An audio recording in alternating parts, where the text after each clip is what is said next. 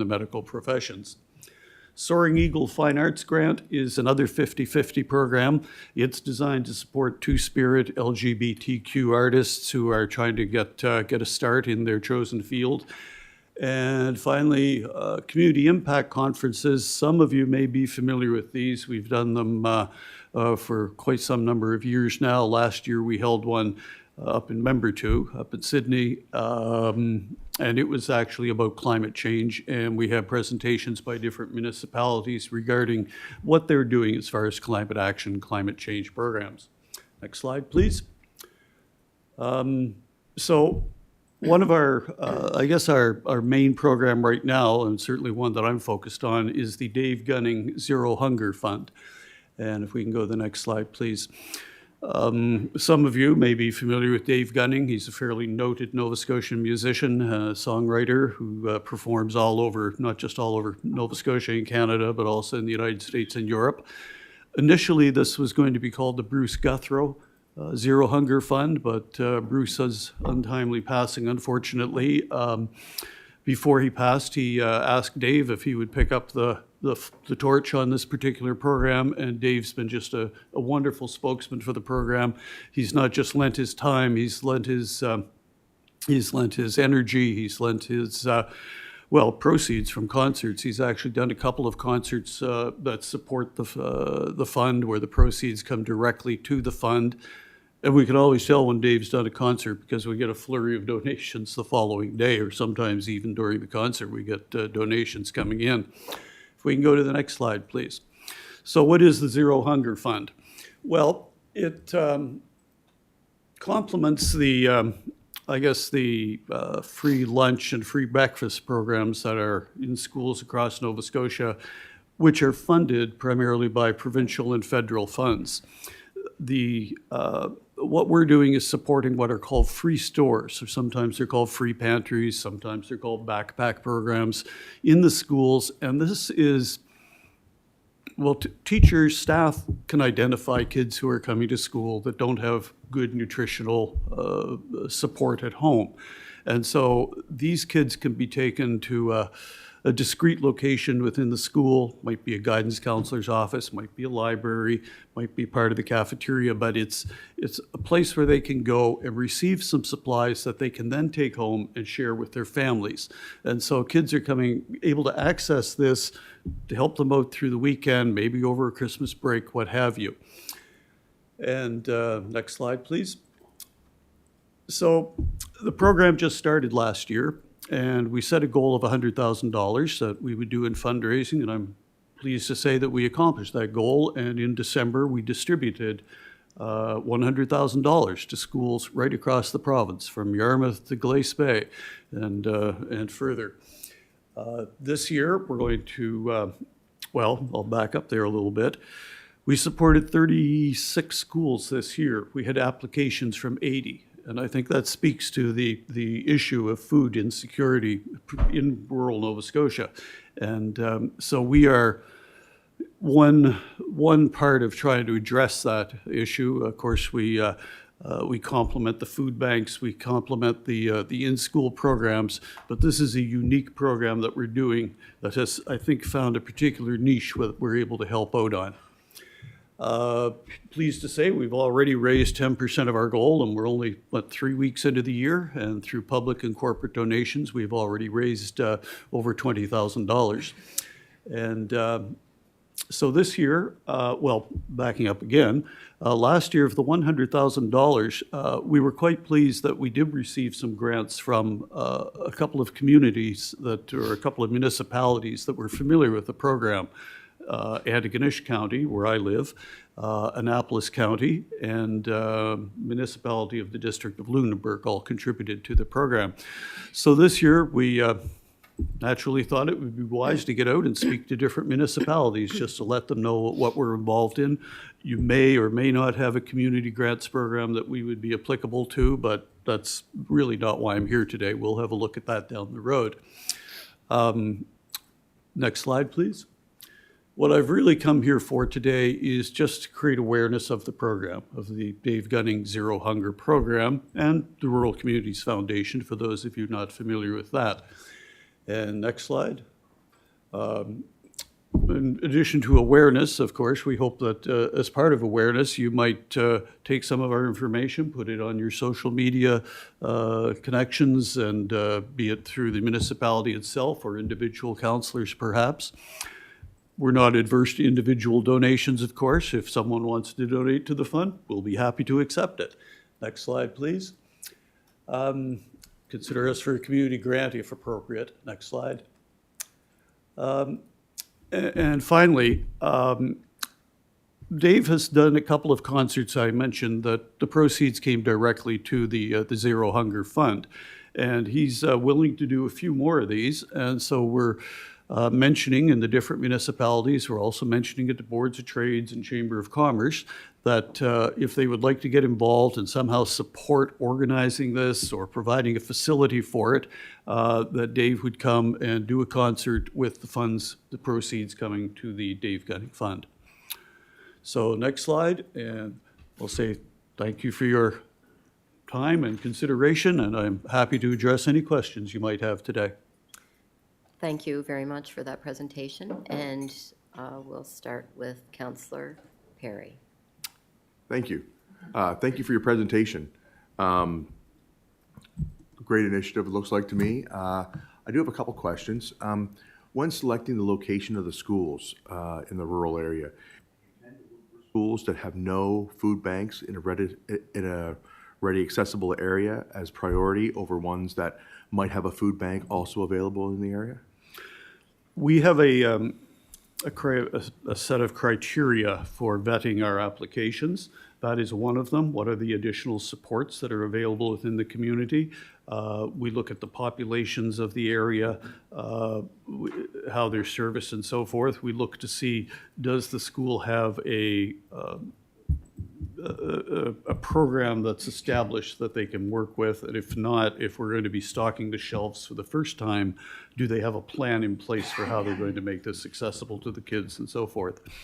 I'll add to that, monies that we raise locally will be distributed to local schools. So when we raise money in Yarmouth, it doesn't go to a Glace Bay school and vice versa.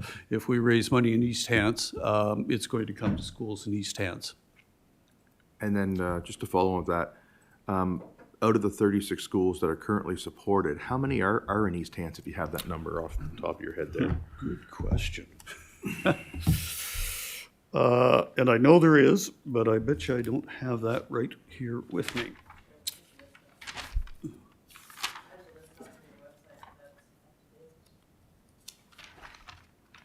I apologize, I don't have that information with me just now, but I do know, I'm sorry? Oh, well, there we go, somebody's on bark. So what in there would be in East Hants? Hants North, okay. The distribution also depends on whether we get applications from a certain area. There were three actually municipalities in the province that we didn't receive any applications from, and so that sort of made it a little easier for our team to look at and evaluate. I expect that we're going to go from 80 applications this year to 160 applications next year, though. So, and I'm sure more of them will be from East Hants. So with the 36 supported last year, and there's 80 applied this year. 80 applied last year. Or sorry, 80 applied last year. How many were approved for this year out of the 80 that applied? Or all that applied, were they all approved? Or We won't be taking applications until the fall. on the fall? Okay. Until the fall. And if we follow the same pattern as last year, which I expect we'll do, the applications will close the end of September. We'll have, so that the school will have started up again. We'll take October and maybe into November. And the grants were issued in mid-December, around the 15th of December this year. The grants have to go through the Regional Centers for Education. Apparently the schools aren't allowed to accept donations over $1,000 directly, so they're channeled through the Centers for Education. No, I'm just trying to understand how the application process, because once a program like this gets some traction, and I mean, you're like you said, I see you're forecasted for applications are going to go up at that rate. Yeah. So, no, I thank you for your time. Thank you. Thank you, Councillor.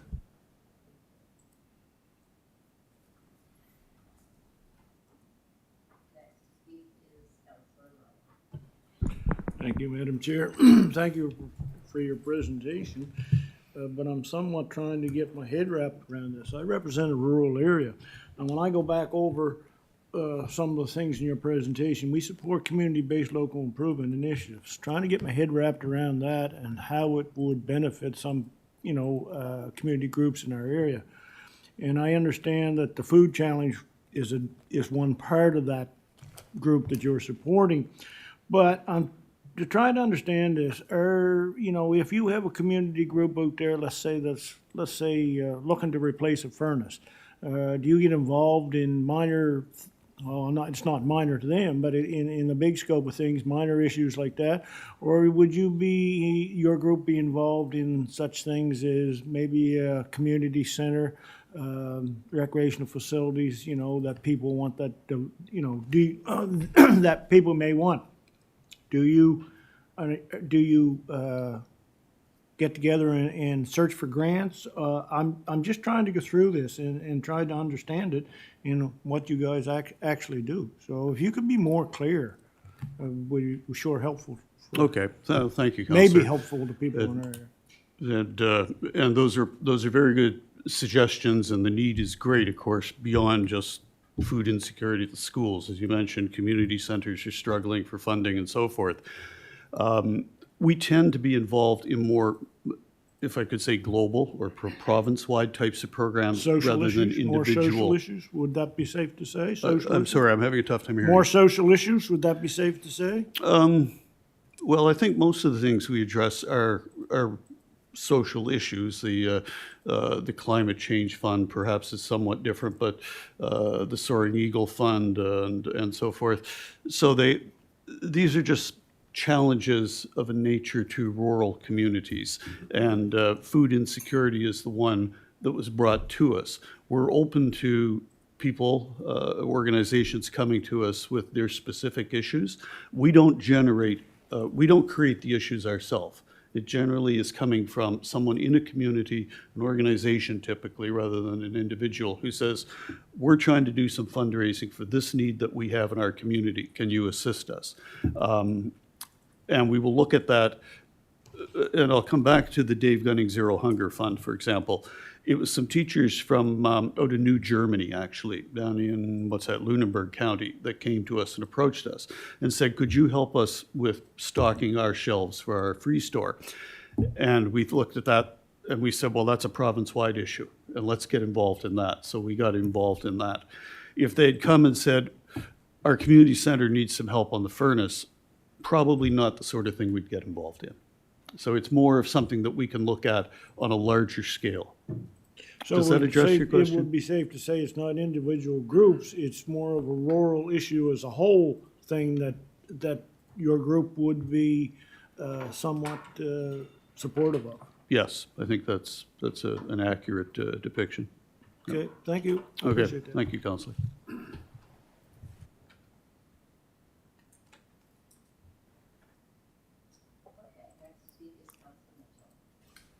Thank you, Madam Chair. Just as a follow-up question, I was thinking, when the funds are distributed to the centers of education, do you know that all the funds are distributed to the schools?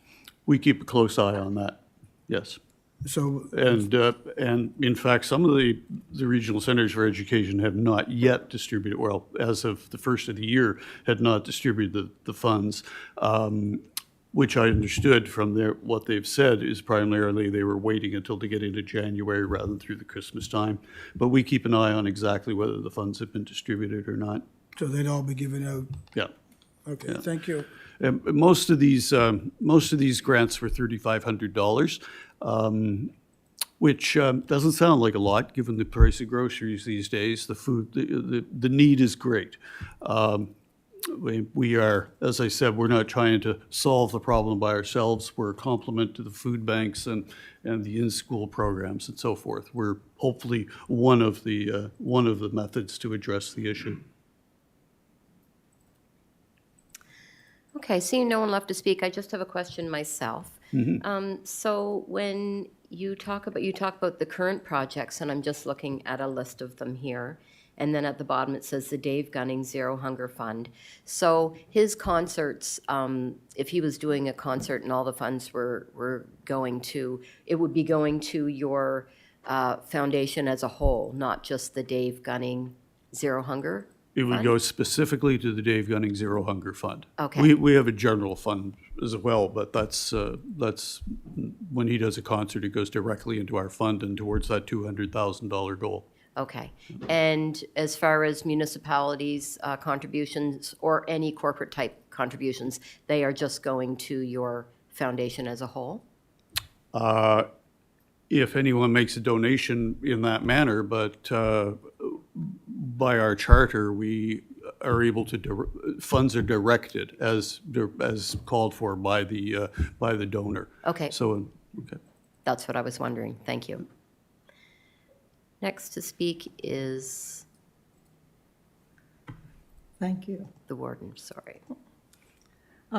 Just a question, and I don't know, perhaps your foundation isn't involved at that depth, but I'm thinking of the schools that receive this funding and how it's distributed through those schools.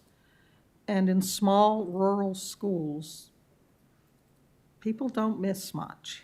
I'm sorry, people don't? People don't miss much. Right. And with the distribution of these food items, I know you said, areas, maybe libraries, places like that, but kids notice things like that. And I know in the elementary school in particular, at least in my community, when they have this healthy snack program and it's set up by the doors in the morning as the students go in, and it's just there for all students. And that way, if a child is hungry and has an apple and a granola bar, nobody knows that, and so I guess this is different than that. But I don't know if your organization would be involved in making sure that however this was distributed was done because kids can be cruel. Yes, they can. And I guess that's just my concern with how this would be distributed in such a manner to help those children who need that help without exposing them to perhaps some unkindness from other students. And your point's well taken. And this is why these food stores or free stores are typically in a very discreet part of the school. And typically it's a teacher or a staff member who takes the student there, provides the supplies in a nondescript bag, and that's why some of them are called backpack programs. And so the kids avoid shaming. Unfortunately, that occurs. And so the 80% of the schools in the province have these programs, and they recognize that is a concern, and so they try to do it very discreetly. I guess you can only do what you can do, but I'm thinking in small schools, people notice that student A goes every Friday or every Thursday to the library and comes back with a full backpack or whatever. So it's a tough one, but okay, thank you. Well,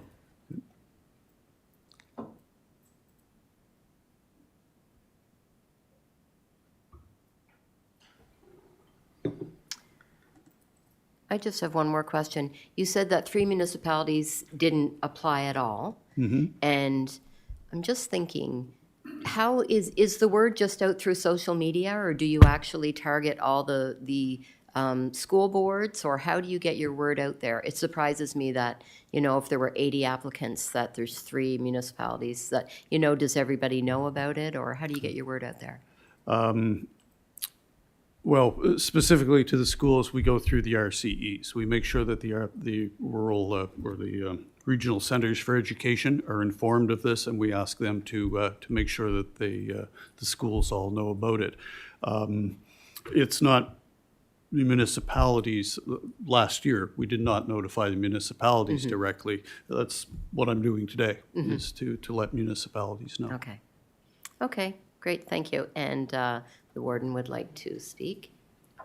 I just wanted to add that I'm sure there are other municipalities in the same situation, but in our particular case here, some of our students actually go to the schools in West Hants, the high schools and that. So I saw that one of the West, I think it was the high school was on the list there, but I'm not sure. I don't see it up now. But that would have reached part of East Hants as well. Okay. And I'm sure we're not the only municipality that sends students to different regions for education. Yeah.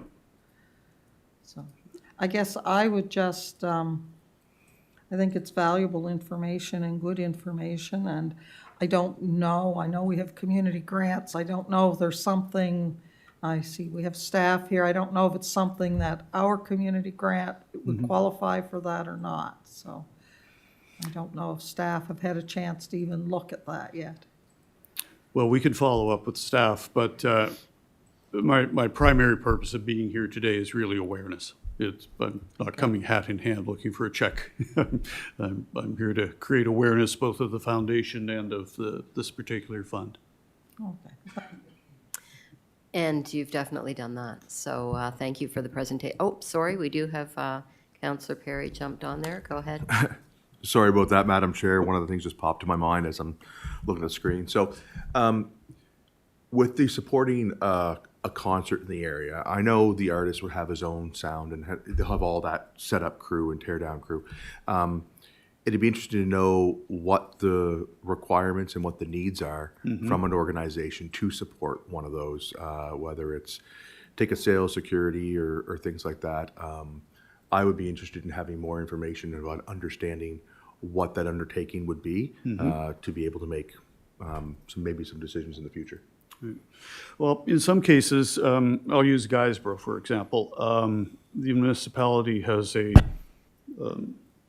auditorium, basically, I guess we would call it, where Dave has performed in the past. And they have offered to make the facility available at no charge and to provide the supports there, the lighting, sound, whatever that is required there. In other cases, yeah, we'd be starting from scratch. Yeah. You know, it could be a barn dance for all I know, and we'd have to look after everything. We don't want to be eating Dave's lunch either. We don't want him doing 12 different performances around the province, and so that sort of eats into his own needs and his own business.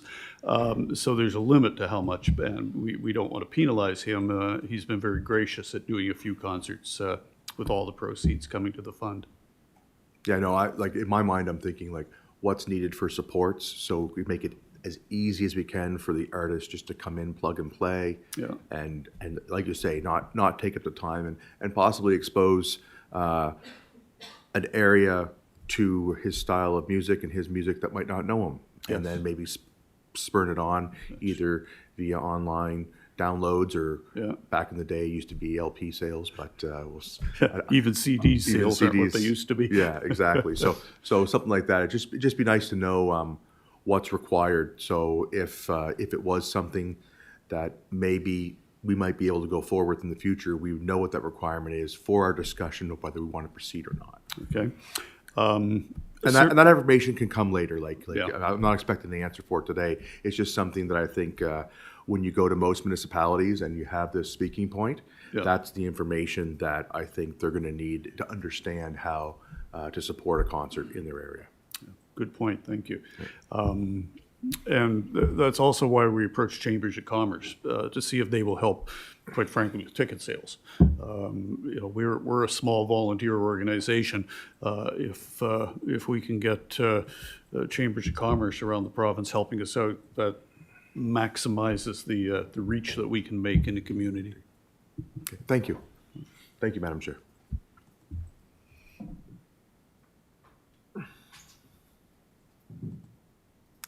Next to speak is Counselor Rhino. Thank you, Madam Chair. To you, to the presenter. Without me doing a search on the internet, how many members do you have in this Rural Communities Foundation? How's your executive made up? It's a board representing, I guess, various rural parts of Nova Scotia. I'd like to say that we cover every single area of the province. We don't. I think we've only got one board member from Cape Breton at this time. And I don't think there's anybody from the Annapolis Valley. But other than that, we're pretty well established as far as, So how many board members would be on this board? there are 9 board members at this time. 9 board And we would members? like to have a few more. And out of that 9, there would be a chairperson or a president or a vice There's president? a chair of the board, yes. Chair of the board. Yeah, who's located in Windsor, actually. So, okay, so outside of those board members, is there a membership No. list or no, there's not? No, It's there's no just run by a membership board. list. It's strictly the board. And I should point out, we don't run projects. We just do fundraising and provide grants back to organizations that actually do the programs, like the schools. We don't run these backpack programs or free store programs. The schools individually do those. And the Joan Feynman Climate Action Fund, for example, we vet applications and then hand out the grants to organizations that will then implement the project. Thank you.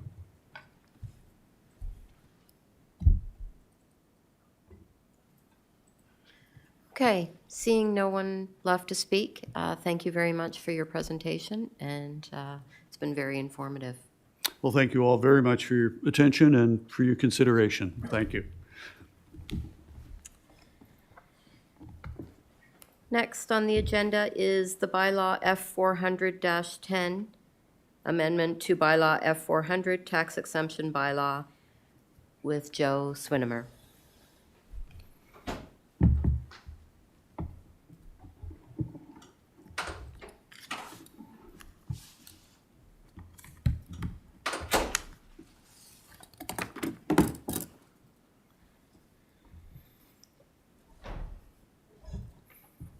Thank you, Madam Chair. So my report today is our annual review of the tax exemption bylaw. So there are 4 updates. The track changes document was also prepared for council and is shared as part of your agenda. So I'm going to scroll right down and do each property that's relevant right away, and then we'll come up and finish with the recommendation. So Tots Academy has added a second facility this year. They purchased a property in Lance, and the recommendation is that that property would come in under Schedule B. They already have their Enfield property in that same Schedule B, and the addition of the Tots property to this exemption would represent an exemption expense of just over $9,000 in tax revenue. The second change this year is the Christ Church in Lance, the Anglican Church. They had been part of the exemption, even though they were a religious organization, because they had childcare. And there's tax laws around having childcare properties exempted this way. Now that there are no childcare programs operating, they have qualified fully for the PVSC religious exemption. So they are removed from our bylaw.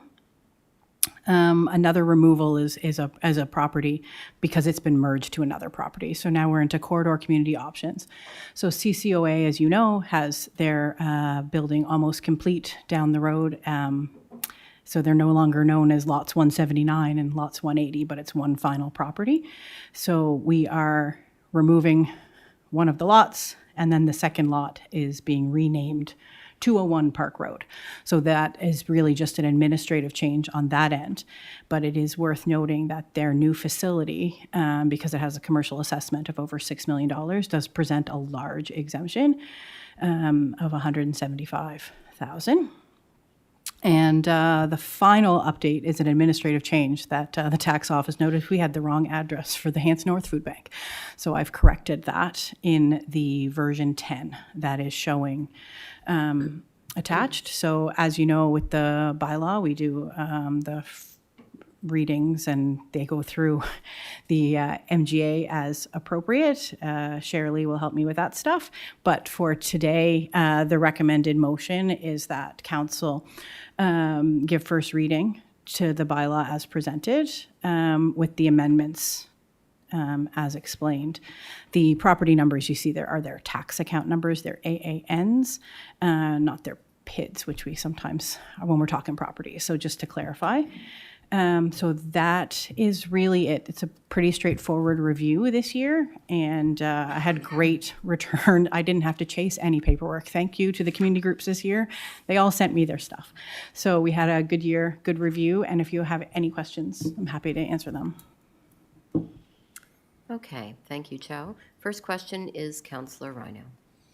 I feel this is pretty straightforward with the presentation that's presented, so I move that the Corporate Residential Services Committee recommend to council that council give first reading of bylaw F400-10, an amendment to bylaw F400, tax exemption bylaw, and be amended to reflect the following changes. Add property 010788852 Tots Academy Child Care Society to Schedule B. Remove property 000888897 Anglican Church of Canada, Church of Christ from Schedule A.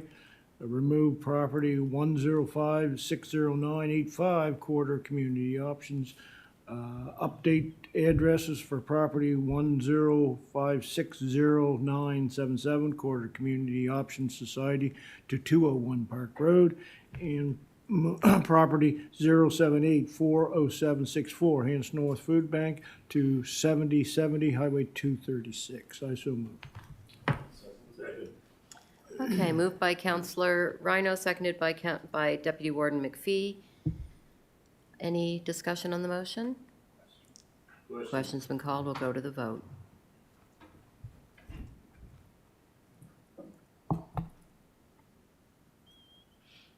And the motion has passed unanimously.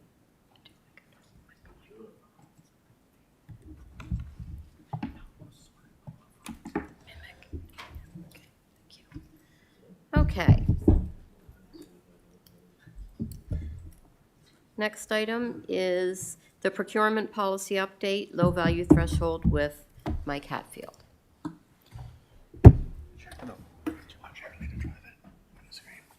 Can you put it up on the screen? No. No, Yeah. you. Oh. Yes, please. Yes, please.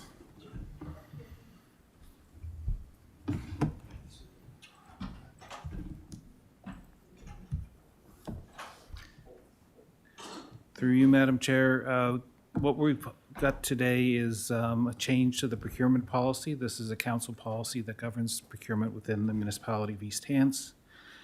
As the report says, this is a change to the low value threshold of the procurement policy from 5,000, the current threshold, to 10,000.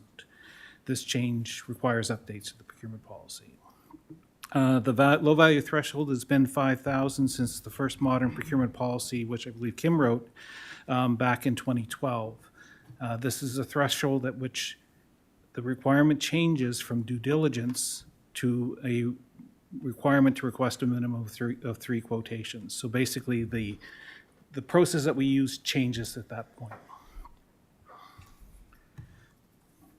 Because of the changes to the nature of business and the value of transactions, and everything's gone up, as you know, the $5,000 threshold is out of touch with the current cost of goods, services, and construction. In the provincial context, the same threshold, that low-value threshold, has been $10,000 for several years already. And the Public Procurement Act was changed in September 2024, reinforced that, and there'll be other changes that we'll be looking at in the future. So the main catalyst now for doing this is that change in value and that the Public Procurement Act has changed. There's no financial impact. The recommendation is to approve this change of the low value threshold from 5,000 to 10,000. The first modern version of this policy was adopted back in 2012. Basically, the purpose of the policy is to establish how the municipality will fulfill our obligations under the Public Procurement Act of Nova Scotia. This policy is meant to inform council, staff, suppliers, and the public with respect to how East Hants will procure those goods, services, and construction. The policy has been designed to derive best value for the expenditure of public funds and to maximize competition It's just gotten really, really hard to get those 3 quotes in that lower value threshold. The other change that this allows is the current process requires that every purchase over $5,000 be recorded on a procurement verification form. This has been an essential administrative control in verifying that staff adhere to the procurement policy when purchasing goods, services, construction. And our auditors look at this form when auditing us. However, this requirement adds significant administrative burden to the staff and CAO. Staff are asked to find 3 suppliers to invite to provide prices on goods, services, and construction, which may cost more than $5,000. More and more often, it's difficult to impossible to find those suppliers interested in the small jobs and to convince them to give us a quotation. While asking for quotations, even if they are not received, is compliant to the procurement policy, the effort and delay associated with the exercise going out and chasing those folks it doesn't provide good value for the citizens of East Hants. Further, because that verification piece has to be determined by our accounting staff before things are paid, that adds additional administrative burden to folks. And then the CAO has to assign certain of those types of verification forms as part of her process when we're into things like alternative procurement practices. So if you do go to get a quote ask for 3 quotes and can't find more than 2 suppliers, that becomes an alternative procurement practice. Then that $2,000 or $3,000 purchase, or that $5,000 or $6,000 purchase, has to go through a number of steps, including the director and the CAO, which is not a good use of time. So this will hopefully reduce that in those occasions. So moving that 5,000 to 10,000. Due diligence is always a requirement when purchases are made for goods, services, construction, and the overall responsibility on a director to ensure due diligence doesn't change. It's just that now there's more under their due diligence piece. Directors will need to continue to ensure that staff are doing their due diligence with purchases less than $10,000 in value. And staff anticipate that more changes will be needed to the procurement policy when the Nova Scotia procurement policy changes, but we'll bring those back before council at that time, and that'll be a significant review at that point. This change embraces the organizational value of fiscal responsibility by empowering change which uses tax dollars and staff effort more efficiently. The Public Procurement Act is under the public procurement policy, which establishes the duties of a public sector entity with respect to procurement, one of which is to adopt or adapt its procurement policies to be consistent with the requirements of the Act. There are no financial considerations at this point related to this change. The only other alternative really is to not make this change, to keep the value threshold at 5,000 as opposed to moving it. Or you could potentially come back and offer a different threshold, but given that we're aligning to the Nova Scotia procurement policy, I think it makes sense to go right to the 10,000 at this point in time. This will require changes to the council procurement policy, and we've included as part of the package the track changes, and really it's just changing that value from 5 to 10,000, and one other correction that I made throughout the reviewing that, and it was just a formatting issue.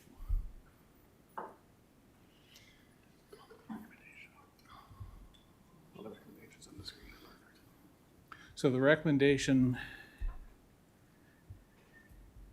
is to change the low value threshold, increasing it from 5,000 to 10,000 in the procurement policy. And do I read the motion? And the recommended motion is shown. Okay, thank you for this report. First to speak is Councillor Perry. Thank you, Madam Chair. No, I believe this is overdue. It's very hard to get anybody to do anything for $5,000 right now. Everything, the prices have gone up, and in a lot of cases, the availability of people going through the process of receiving the 3 quotes and going things just keeps delaying and delaying and delaying projects. So I really believe that this will add flexibility and actually be able to allow the municipality to respond quicker to situations that need to be done. And I have full confidence in the CAO and staff in the administration of this policy. So I will move that Corporate Residential Services Committee recommends to Council that council give notice of intent to amend the the procurement policy as attached to the executive committee agenda, January 21st, 2025. I so move. Okay, moved by Counselor Perry, seconded by Counselor Musa. On before the motion is Counselor Tingley. Through the chair, I have a question for staff. Is there any reason we could not increase it more than 10,000? Because 10,000 is even very low. And I've heard from owners that other owners that deal with construction and procurement type of thing, and they indicate that they pay more by going out and getting quotes than they would by just identifying people they can agree to a scope and a price with. So I'm just wondering if it's do we have the option to increase to say 25,000? Through you, Madam Chair. Unfortunately, no. Okay. So because the Nova Scotia Sustainable Procurement Policy has that limit of Okay. 10,000, that constrains us. Okay. Yep, that's it. Next to speak is Counselor Rhino. Thank you, Madam Chair. Using this procurement policy on almost a daily basis, I'm fully supportive of moving this to 5 to 10,000. I've been pushing, in the department I work, to $10,000 in the field that I work in is still rather low. And the amount of handcuffing time that it takes to go through this process at 5 is just astronomical, and it takes away from other people's jobs. And that's the long and the short of it. A lot of the times, as long as, it's my understanding how we use it, as long as we can show that we've reached out through email to at least 3 companies, we have covered that procurement policy. But I think this brings us in line with the province. It's still too low. From the chair that I sit in, I think it is, and from here, I would say would probably handcuff you as well. But I think this motion brings us in line with the province, and I think we're hopefully that will slightly increase with the economy going in the direction it is. I fully support this motion. Thank you.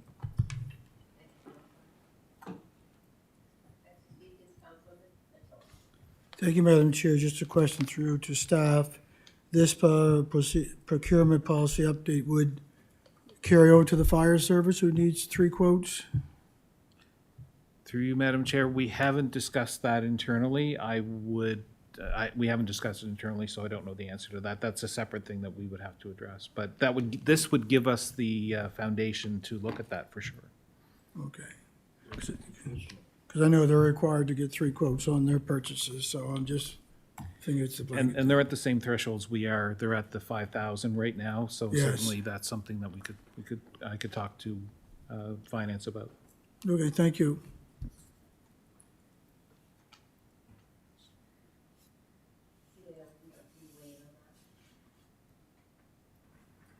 Through you, Madam Chair, I think that is a valid point.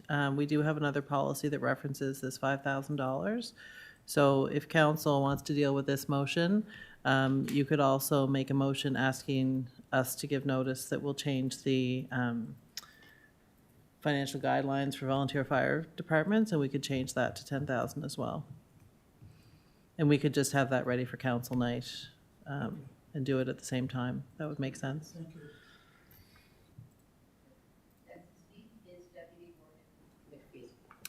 Thank you, Madam Chair.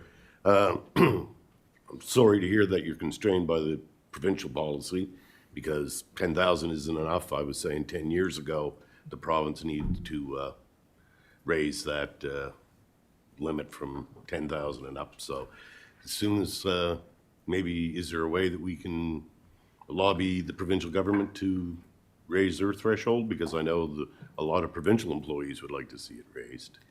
Through you, Madam Chair, I'm actually part of the procurement advisory group, so we do meet relatively often. It's been a little bit more constrained in the last year or so, but to talk about those exact issues. So one of the things I do know from that group is the procurement policy, the Nova Scotia Sustainable Procurement Policy is being updated. I don't think they're touching that threshold at present.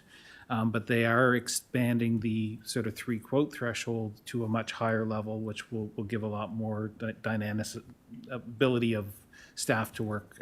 But I don't think they're touching that bottom threshold, but I can certainly raise it in future meetings. Yes, should be higher. Okay, thank you. So I'd like to move an amendment to the motion that would say, notice of intent to amend their procurement policy as attached to executive agenda January 21st, 2025, as well as the financial guidelines for volunteer fire departments to reflect the same changes. So Counselor Perry, you made the motion, are you in favor of? Seconding the amendment, okay. Next to speak is Counselor Heck Thank you, Madam Chair. Excuse me. on the amendment. Yes, it is. I was wondering if this motion with the restriction to the fire department, how does this work for our own policies on like district recreation funds where we have to have 3 quotes? Is this be included under the fire department part or? Through you, I'd have to look at the community grant program, but we can update that next time. Bring that to council. That'll come to council during budget, so if that's an area as well. I can't recall off the top of my head what that grant program says specifically for dollar values. Right. But I think it may actually say in line with the municipal procurement policy. Okay. In which case it would already be affected. Because I know district recreation funds, a lot of times they have trouble getting 3 quotes. Yeah. It's been that way in the past, and if we can help them anywhere there to this policy, if we can look at it or whatever, it would be great, so, thank you. I think it aligns with our policy, but I will double check that before council.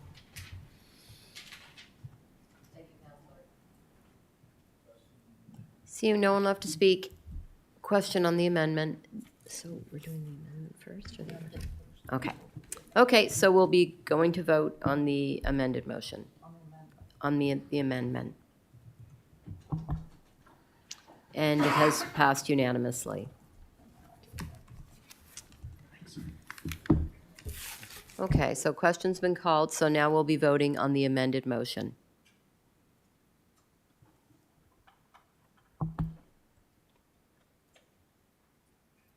And it has passed unanimously.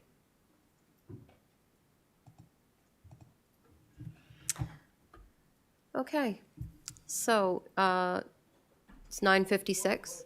Nope, go ahead, Counselor Rhino. Through you to staff, I mean, we've been sometime at the provincial level with this new threshold. Is there any way we can shorten this time frame? Maybe if there's a change with the provincial policy to how we deal with it? Like, I mean, we should be not this far out, in my mind, to following things up on that. Through you, Madam Moore, I think there's 2 pieces to that. One, remaining the change was around administrative control. We've hit the tipping point. I think we probably hit that administratively for a while, and we're bringing this back. Mike mentioned earlier in his presentation that the province is also going through some policy updates. We're actually in the background right now. Mike is already kind of redrafting council's policy. We didn't want to wait for that policy to go through the provincial process to bring this change because of the urgency of it. So I guess to your question, we're trying to move things along a lot faster than we have in the past. And some of the reason we haven't chosen to go to that $5,000 to the $10,000 threshold was an internal administrative decision at that point. But I guess the quick answer to your question is you will see an updated policy our recommendations will be in line with the provincial policy as soon as it moves through the process. Thank you for that, but I would be thinking in the line of, policy change at the provincial level should not that kickstart some kind of review internally at the municipal level that may not put us that far behind the next time if it has some great the similarities such as we deal with. Yeah, I think that's a fair point. you know, to me, it would, Yeah. should, everybody, well, let's have a internal review over this because to see Yeah. if this lines up. And then we're not chasing the tail 2 years down, 2 or 3 years down the road. Yeah, absolutely. That's a valid point. I think you'll see the next round of revisions come a lot sooner. Thank you.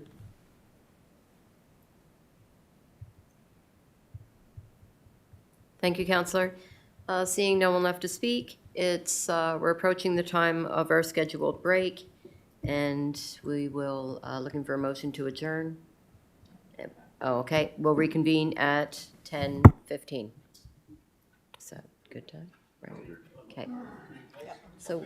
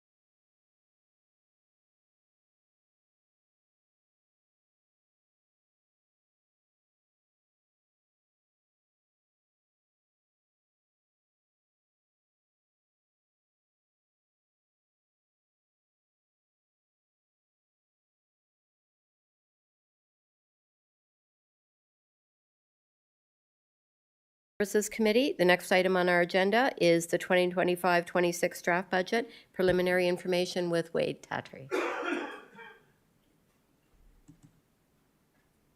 Thank you, Madam Chair.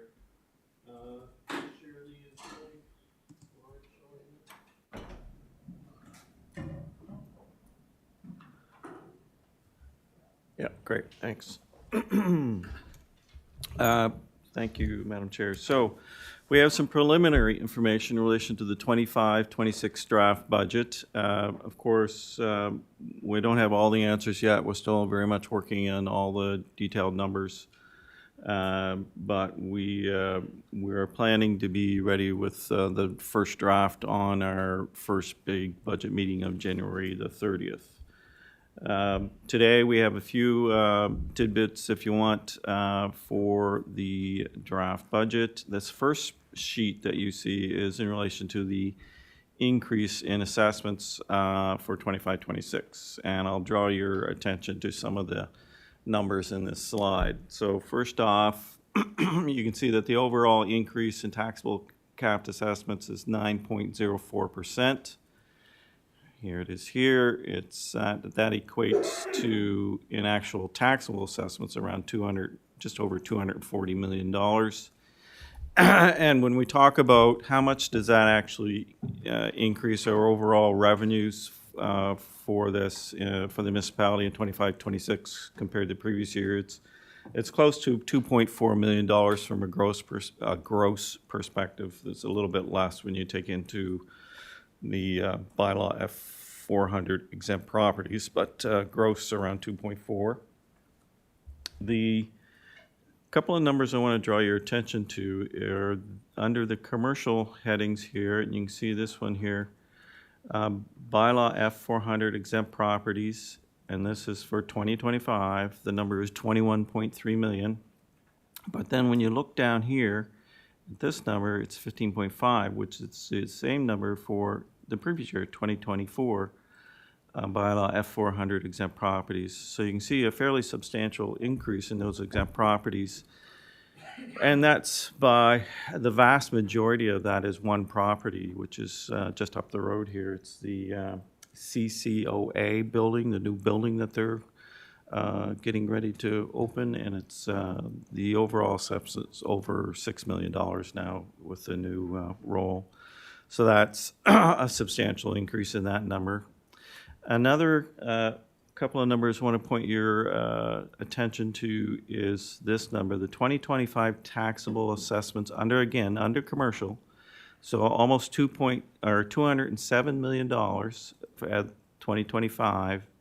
And you can see here, 2024 taxable assessments was 184, just over that. Fairly substantial increase in 1 year. And the vast majority of that is really due to 3 properties this year in the Uniac area. There were, of course, the new Atlas property itself was substantial, over $10 million. But there's a couple of other properties that are still substantial as well. One's called Victory Properties, which was, again, well over $2 million, and Dice Design, again, over $2 million as well. So those 3 properties in and of themselves are the vast majority of those commercial increases for 2025. That's my comments on that. Moving on, talking about the education amount. Of course, the education amount is how much we as a municipality have to pass on to the province. So they use that to fund the centers for education in the province. And they do that via what they call the uniform assessment number. And in this year, we have a substantial increase in the amount that we have to send. It's 11.5% increase over the previous year, or $846,000 increase. And the total for 25-26 is around $8.2 million. So that's a significant number. Policing, now we've been communicating with our contacts with the RCMP, the provincial entity that helps us with budgeting and everything. As of yet, we don't have a final number from them. So we can only work with an assumption at this point in time. We have gone with a number of 4.9% this year, thinking that, inflation has reduced over the past year or more. So we're hoping this number is good, and we may or may not get more confirmed information from them before our budget process is over. But at the moment, this is all we have to go with. An overall increase of 4.9%. In dollars, that's just over $300,000. And from a total dollar perspective, it's very close to $6.5 million, what we're going to spend annually. Of course, those are made up primarily of costs relation to officers, 28 in total, no change this year. They had a couple of administration staff, that again, no change this year. And of course, there's smaller dollars associated with DNA and prosecution costs that we have to chip in on as well. Other assumptions, the insurance, again, we have not had the renewals of insurance this year, but talking to our procurement officer, he's very much expecting continued increase in insurance costs, substantially increase, never seems to change every year.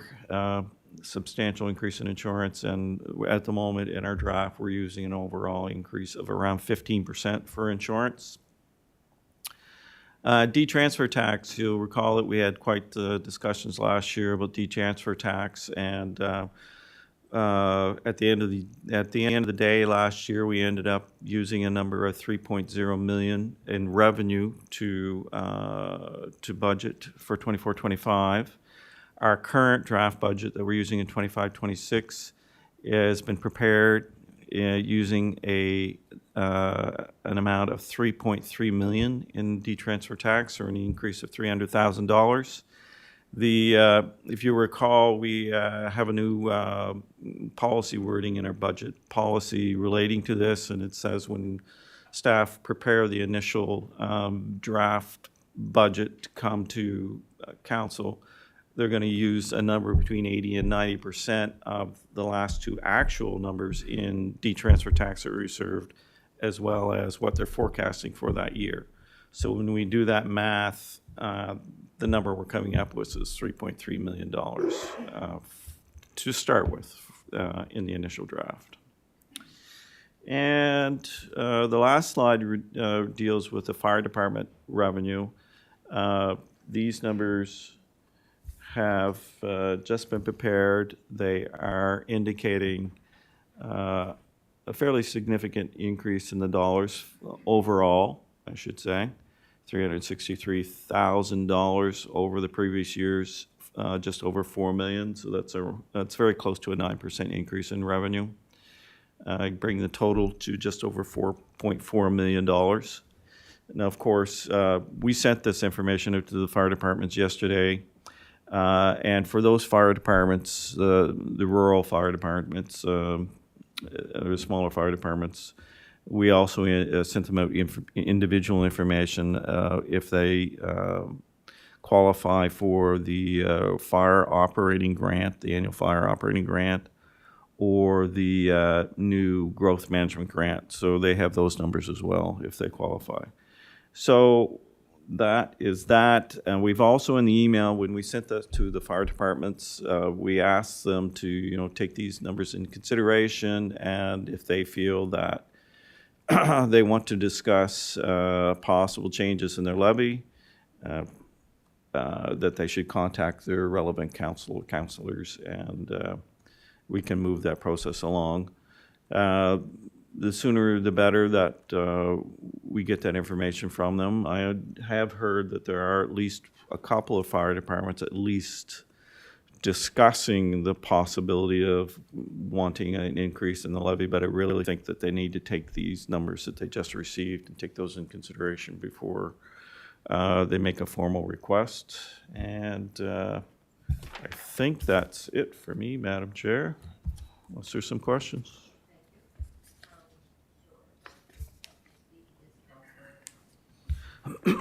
Thank you, Madam Chair. Okay. I don't know. I'm appreciative of this report, and then I'm very kind of suspicious of this report. Is this not a softening of the ways before the official budget comes down? That's how my mind thinks. Or is it a specific information item? But just looking at this, you're saying, if I'm correct, 1.5% increase equates to $2.4 million increase in the budget? Is revenue? That's not quite the correct math. 1.5% would be to a certain number of the properties, yes, but not all the properties. If there's, significant new properties that come on board during the year, that wouldn't be limited to a 1.5%. So on the bottom, what I'm trying to get at, how much more were we gonna get in assessments based on that? Based on the roll, approximately how much? Dollars. Dollars. My estimate is that we will get close to a gross amount of about 2.4 million. Okay, that's where I was Yep. trying to get at. But when you take into some of the new exemptions or overall exemptions, I believe that number will be closer to 2.2 when you take those into account. 2.2, 2.4. We'll go with 2.4. I like the bigger numbers. So then an increase of approximately $300 in deed transfer, correct?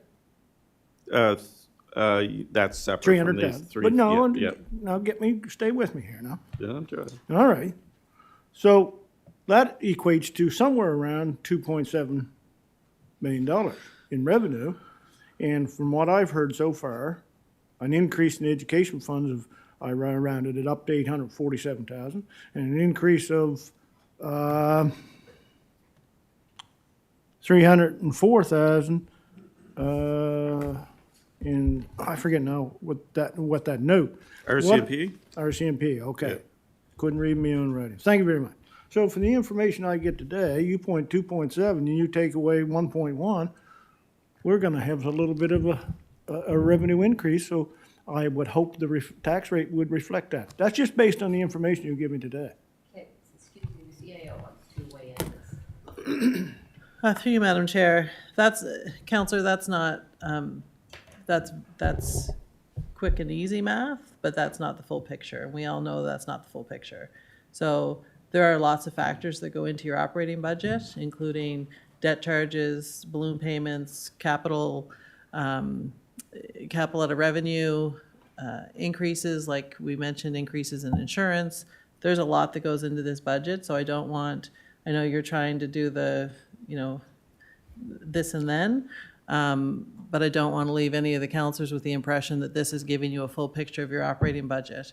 Typically, in years past, probably not this year or last year, but years before that, we would try and get your operating budget to you on committee in January. And in the last couple of years, instead of trying to get it here in its full glory on the third Tuesday of January, we've just taken a step back so we can take more time to get the document put through and not spend 90 hours a week in the month of January trying to get it to you for today. So the last couple of years, we've given this overview. This is your large numbers of assessment, education, and policing, which are your large increases. And then you will get your official budget when the budget document gets prepared and presented to you in the first budget meeting towards the end of January. So no, you can't do that quick math and say, okay, well, we're going to have a reduction in our tax rate by X number of cents. Thank you for that. I kind of realized that. I know. My purpose is to plant the seed to where I want it. My purpose is to plant the seed what I would like to see with the draft budget, and I think I've succeeded. Thank you. Thank you, Counselor.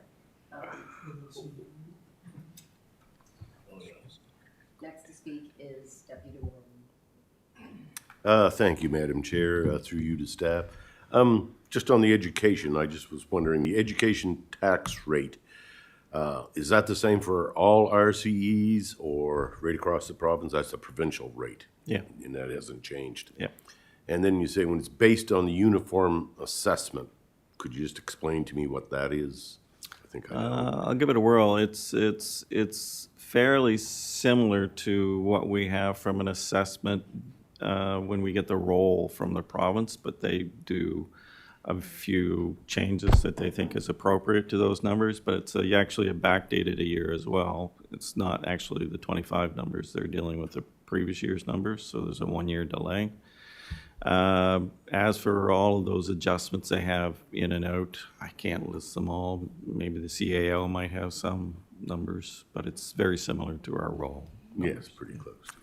Through you, Madam Chair, the big one for the uniform assessment is they remove all the exemptions.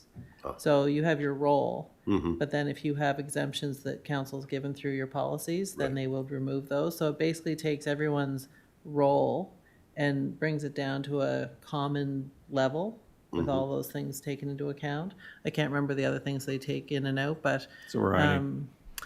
the exemptions are certainly the big one. Right. And then as ours grows, compared to everybody else's, Yes. we pick up more of the pot Yes. on education. So, and that's been happening in East Hants because of our growth is outpacing others. That's been happening for the last at least 20 years. Yes, just because our assessments are Yeah. healthier. And there's no way then that we can make an adjustment to that we're more in line. I know Troro's assessments have been lower than ours, and it seems, but there's, This number is calculated by the province. There's Yeah. nothing that we can do there's to influence that number. no mechanism to try to No. make that fair. Okay. I thought so. Thank you.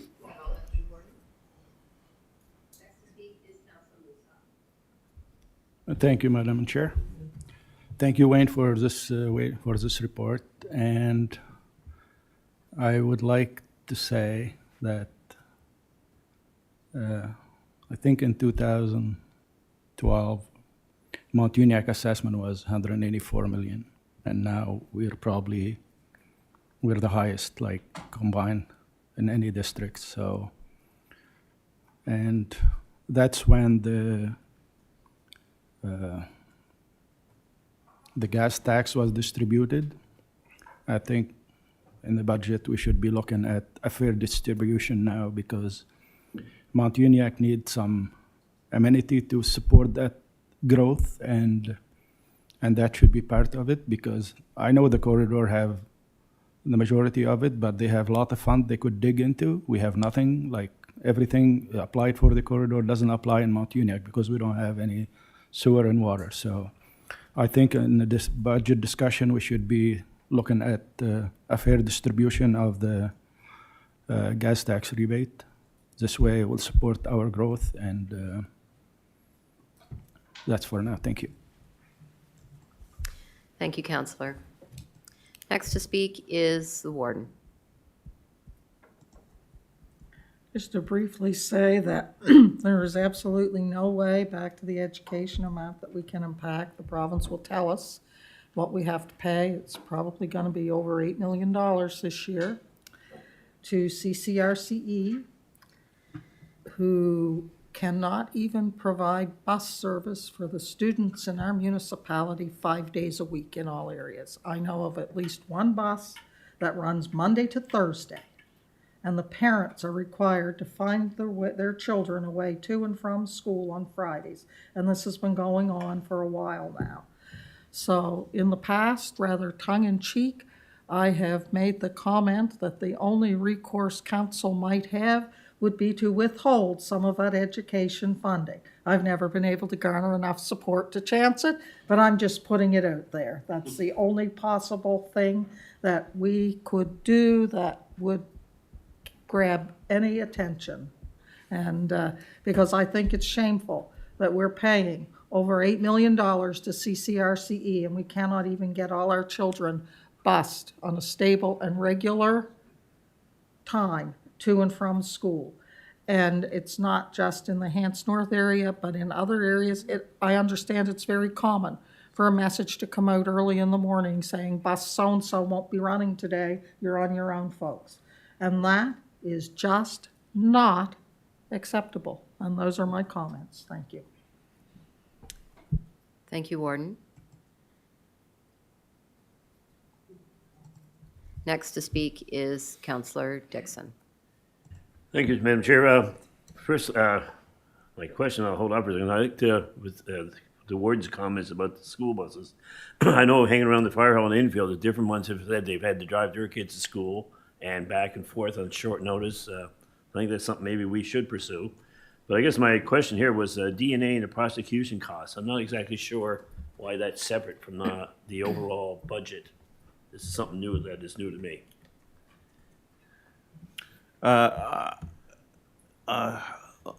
What I can offer there, Councillor Dixon, is that it is not actually separate from what the total dollars I'm saying. It is included in those total dollars. It's just a different component of how they calculate their costs for us as a municipality. You know, they look at their officer costs, their administrative staff, and these DNA and prosecution costs are a separate factor that they bill to us as well. It's part of the system. Part of the system. Yes. It will vary depending on the activity in East Hampton. Okay. Thank you. Thank you, Councillor. Next to speak is Councillor Perry. Thank you, Madam Chair. Wayne, thank you for this kind of like overview as we head into budget season. It gives us a good idea of where things are going to be coming in the coming weeks as we get into the budget process. And I mean, if we're on policing right now, to slide on here, and one of the things that you know, the beauty of our policing model and the agreement that we have is you don't see overtime up there. Because if we had to pay for overtime, I would probably guess that would, if not double, be pretty close because of the amount of mutual support, mutual aid that happens with the RCMP policing in our areas.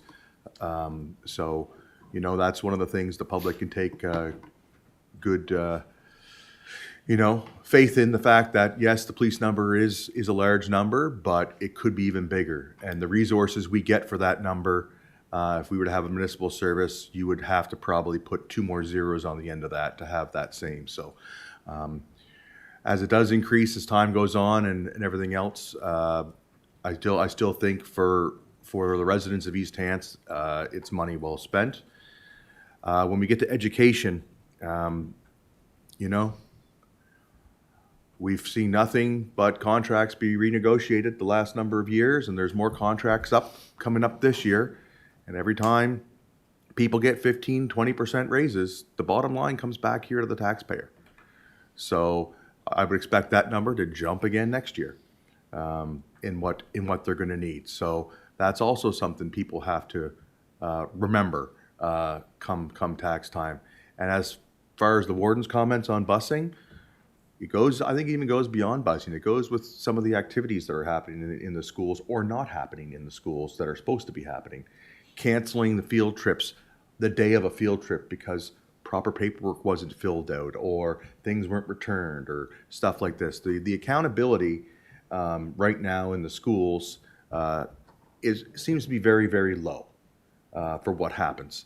And I believe that when we get into budget discussions, I would be for writing very pointed letters to both the Minister of Municipal Affairs, who this money is administered to, and the Minister of Education, where this money ends up, outlining the concerns of all residents of East Hants for how much money they're spending and what we're getting. Because this money, this $8 million does not stay in East Hants. It goes everywhere. So, you know, we're spending all this money and we see a very lack of services and a lack of response, proper planning and administration. And I believe there needs to be some mechanism where we hold these people accountable. They are raising our children and our children are the ones who are suffering. It's an inconvenience for parents, but at the end of the day, it's the children that are missing out and are suffering and is impacting. And that to me is just not acceptable for the price tag we're paying. Thank you. Thank you, Councillor. Seeing no one left to speak, I would just like to tag on to that. I feel like busing is no different than having a teacher at the head of the classroom to teach the kids. It was always a mandatory part of education, and somewhere along the line, that it has become something that seems to be dispensable when necessary. It is absolutely an operational issue that they are facing, and I don't question that they are facing one, but with any other businesses or companies, when you have operational issues internally, you do what you have to do to deal with them. And I don't see this as any different. You don't just pass the buck on to the parents. And it may be happening at Hants North, at Maple Ridge, at Enfield, in Mount Uniacke. You know how it is impacting you, but I guarantee you it is impacting every single school in our municipality on a regular, possibly weekly basis. And I feel that unless we take a strong stand against it, that it is just going to continue. So I'm supportive of looking into how we may take a strong stand on that. Thank you. And thank you for that preliminary, Councillor Rhino? Yeah, just on the education issue, I'm fully supportive discussing any avenue that we could take or do to improve the educational systems, busing, whatever. But through you to staff, I guess through to Mr. Tattery, can you say now, or do we have to wait for January the 30th to see where we may be entertaining a decrease or an increase in the tax rate? I can say that we're still working on the numbers. I would say my expectation is, at this point, that we'll come forward with a draft budget regarding the GTR that will hopefully see no change. We're, quite frankly, down to the nitty-gritty trying to balance it, and we're having a tough go at the moment, but I'm hoping we will get there. Well, I like your enthusiasm, but I'm gonna say right now, the people in my area, when they see an increase of what they're seeing, although they recognize there has been increases in cost, when they're seeing an increase to the budget, such as I've mentioned earlier, they are gonna be expecting some kind of decrease. To hold the line is it's like I said before last year's budget, to hold the line is smoke and mirrors. Because we'd go out and we'd say, but we held the line. But that doesn't recognize the fact that people are paying more when they go to pay their tax bill, if they can pay their tax bill and don't require any help, because of the increase in the assessment value, which we don't control, which I understand. There are people hurting out there today.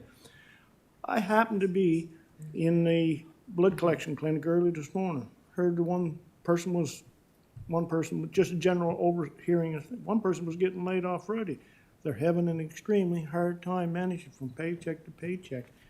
So we have to take this in consideration when we create these taxes, and I think we should do everything in our purpose to try to lower that rate as much as possible. Thank you. Thank you, Councillor. Okay, seeing no one left to speak, thank you for that preliminary budget information, Wade. And our next item is the Rural Transit Solutions Fund, capital funding for public transit, with Adam Clarkson and Adam. Thank you, Madam Chair. It's going to be a moment while I get my screen set up here for committee. What I will say is Graham, who was going to present this report as well, he is with a economic business development client looking at an investment in our area. So I'll be presenting this report on behalf of the team.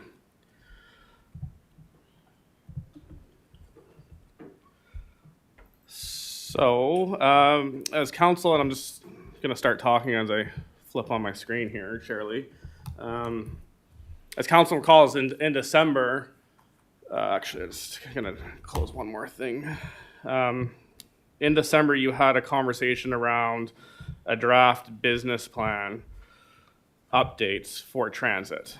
And we've taken that direction away from council. to go and meet with the East Hants Community Learning Association Board. We have a meeting set up later this month from the operational side to review the draft report and come back to committee on it. Since that time, there was some federal funding announced, and it's 80-cent dollars. And although council isn't through your conversation of do you move forward with the fixed route service or not, the application process is timely, it's short, and it's due in March, and it's 80-cent dollars from the capital side. And so the report that we have in front of you today is because council's so close to making a decision one way or another, whether you move forward with transit or whether you don't, we think we'd be remiss if we didn't bring this forward for council to consider applying for. And so what we have in the staff report is a recommendation that you apply for your phase 1 option that's in your draft business plan for the capital side. And the total phase 1 capital side would be 2.4 million, and then that could be funded at 80% of the dollars. The remaining funding from that, as you recall, your Housing Accelerator Fund, you've tentatively set aside 800,000. The remaining 20% could come from that, and it would still leave you, should you move forward with transit, funding remaining in the Housing Accelerator to potentially stage in operational costs of your transit, should you choose to move forward. But that being said, we didn't want to miss out on this opportunity. If council does decide to apply and you are successful, or we are successful, and you don't move forward with transit, we don't like saying no to grants, but at that point in time, we would let the funder know that we weren't moving forward with it. There is the uncertainty of the federal election, government's prorogue right now, the federal government. We have reached out to the funding process, and they are still receiving applications as announced in March. And it is quite a lengthy application process, hence why we're bringing it to you today and not in February. We really need to get a head start on that. So the staff report that I'm sure everyone has read through does reference phase 1 and phase 2. We are recommending phase 1, which is the cheaper of the two phases. We actually kind of discussed that internally. How do we present that to council with the phase 1 and the phase 2? Council may want to go with the higher cost of the phase 2, but we think not only with the higher cost with phase 2 from a capital side, there's an increased operating side. And so the report really does recommend that you start with phase 1 from an implementation plan. So that's where we got to with the recommendation in the staff report, is recommending phase 1 of that 2.4 million capital investment. And to remind council, this would be for an electric bus, and then the second backup would be the diesel bus. So there are some other notes in the report. There was an interesting takeaway here that there was some information released around the cost of vehicles have increased 20% in 2024 up to 66,000. And there was a question from committee in December around some engagement. We told council we'd come back to engagement, but there's a paragraph in this report that actually speaks to some preliminary engagement way back in 2008 around the need that was defined in the community. That really was the impetus for your business planning and updates to business plans, which we've done a few times. So that's the report in a nutshell. And I guess what we're asking for you today is a recommendation to move forward with a grant application. It's not committing you. You still can pull it off the table should you choose not to proceed. However, it is 80-cent dollars that we're talking about here from the federal government. Thank you, Madam Chair. Thank you. Okay, first to speak is the warden. Yeah, I've read this report through a couple of times, and I'm going to just be very honest here, I'm struggling. I understand that if we are doing transit, this is a wonderful opportunity to get significant capital dollars to fund it. I do. But I'm also concerned that if we apply for this money, we are creating an expectation that we are moving forward with transit, and we're not there yet. I don't debate that transit would be beneficial to some people, but we have not. And that previous 1,000 survey responses years ago, to me, that's almost a moot point now, because the cost of everything has gone so much higher. And I'm not convinced, because Counselor Rhino mentioned assessments going up and the cost of everything going up, but they're not only going up in the rural area, they're going up everywhere. And the bottom line is that the assessed value of many of the homes in this area and in the Mount Uniacke area is significantly higher than even in the rural area, and they've gone up significantly over the last few years. And what people are paying for now on their taxes, it's a lot.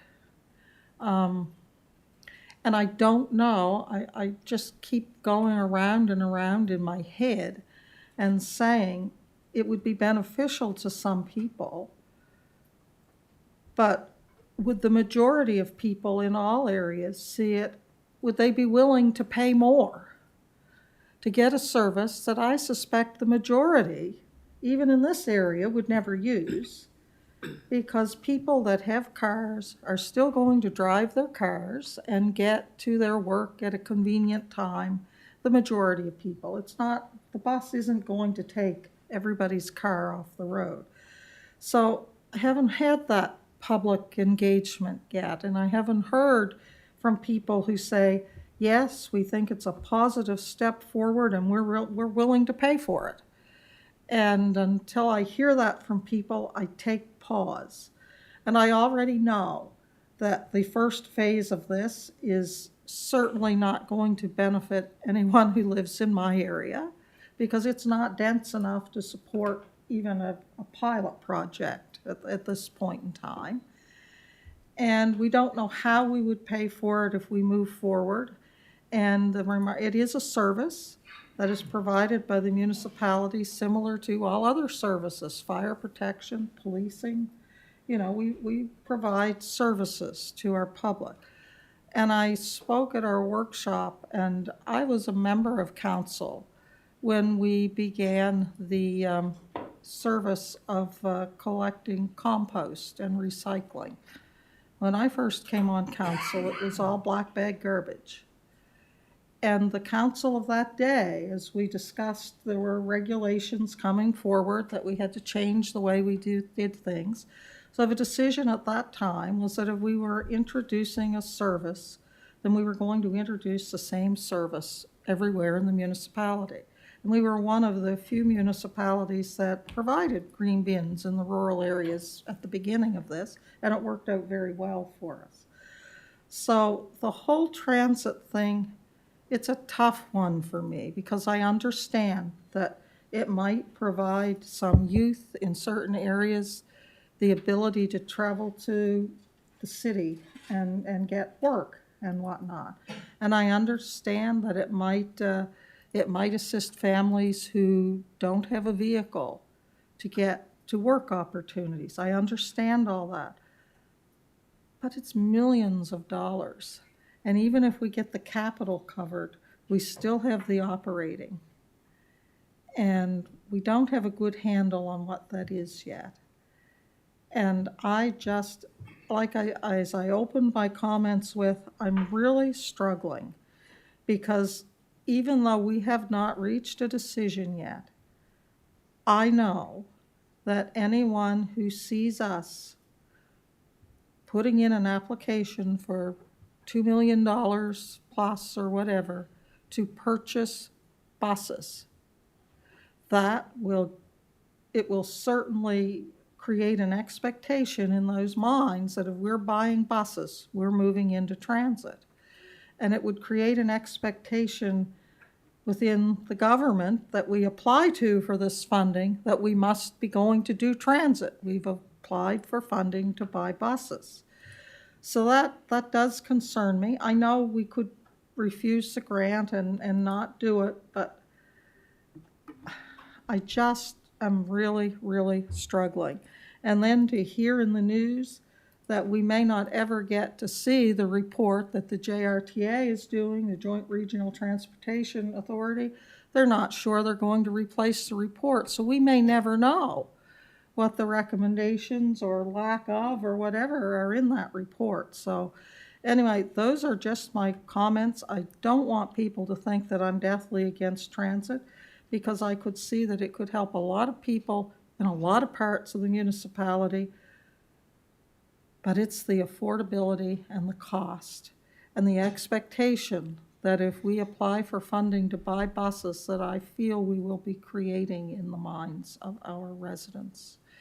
And it is the fear that our residents will not want to fund this. If I'm paying taxes on a $600,000 or $700,000 home, and I'm not going to use a bus service, I really don't want to increase my taxes, I'm thinking, to support a transit system that I'm not going to use. So those are the things that I struggle with. So anyway, thank you. Thank you, Warden. Okay, first to speak is Councillor Tingley. Through the chair, I certainly appreciate what the warden has to say about creating expectation. That is a concern. However, the way my take on it is, as staff has explained, there's an opportunity to get 80% funding here. And even if we decided not to go ahead with it, I think there is the concern with creating an expectation, but I'd have no problem myself explaining later that we decided not to go with it if there were good reason not to go with it. But there's an opportunity, we may actually go ahead with a transit, and if there's a chance to get 80% funding now, my choice would be to apply for it and make the determination later whether we're going to go through it or not. And I think it's a matter of how we communicate with residents and let them know our decisions. As long as we're making good, reasonable, rational decisions, I think they would find it acceptable. So I'm going to actually move the motion that Corporate and Residential Services Committee recommends to Council that East Hants apply to the Rural Transit Solutions Fund to support $2,405,000 capital costs associated with implementing Phase 1 of the battery electric bus strategy for public transit in East Hants. Okay, on before the motion, moved and seconded, on before the motion. Councillor Merriam is next to speak.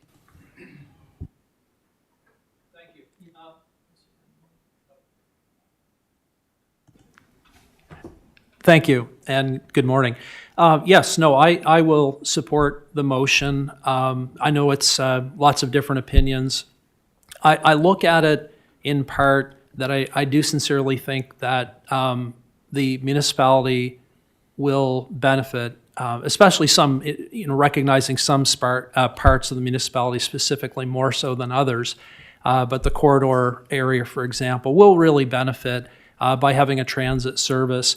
I kind of think of a lot of folks that are driving two vehicles currently per family, faced with these high average new car prices, and part of the beauty of a transit solution is being able to downsize to one car and have one person go in one direction, one in the other using transit.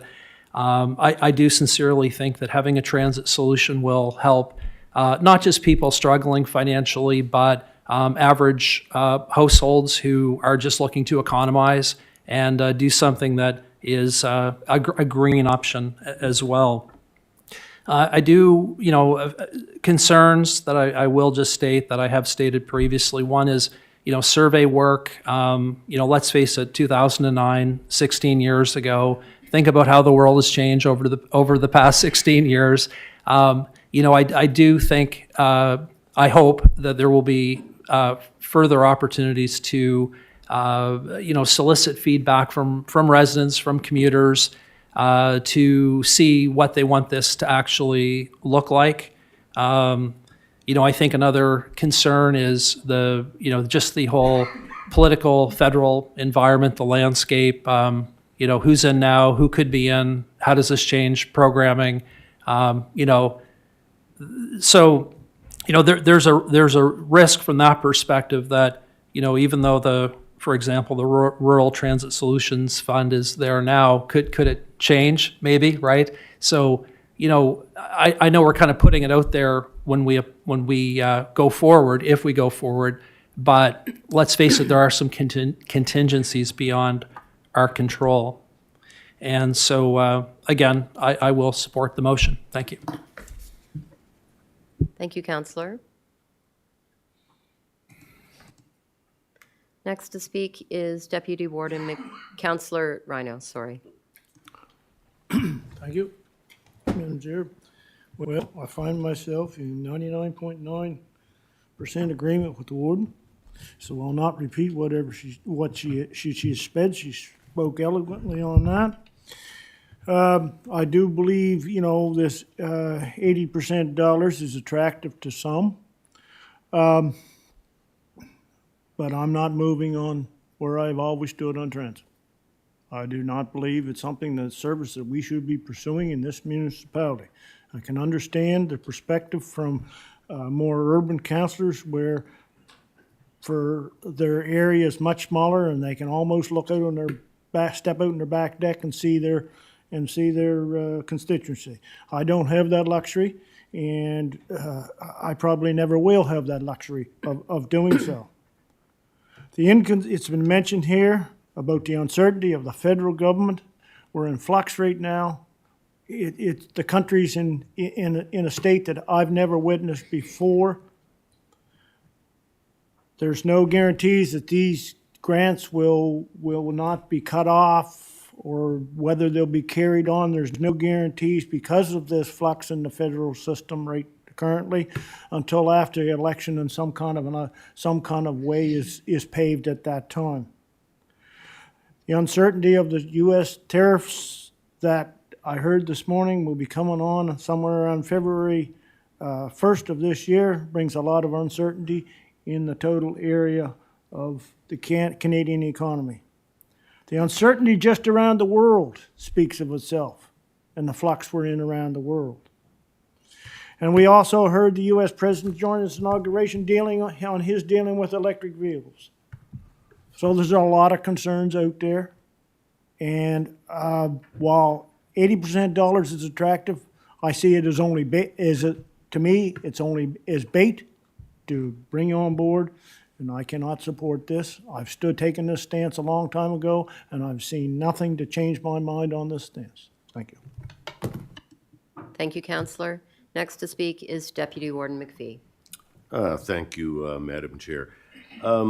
I will support the motion for the simple fact that the timeline of applying for it, if we're going to apply for it, we need to get on it. We can turn it down later.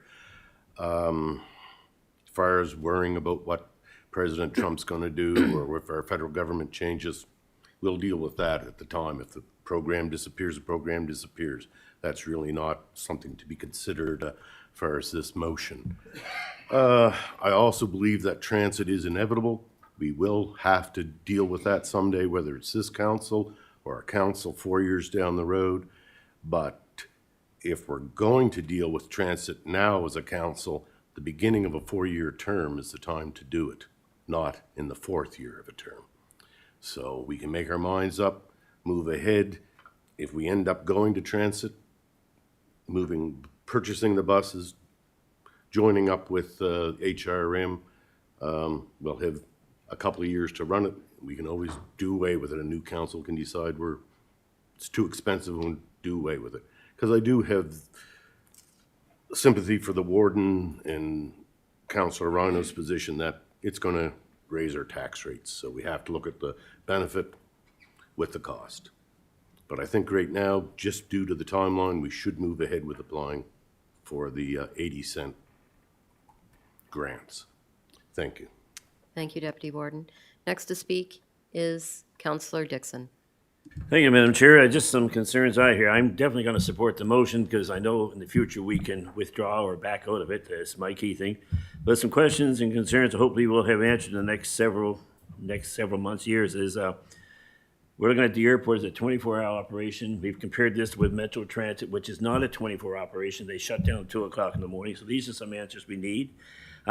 Storage of this vehicle, there's talk of storing it at the Sportsplex. We already have a parking problem there and being able to accommodate an electric vehicle, and I am not a fan of electric vehicles.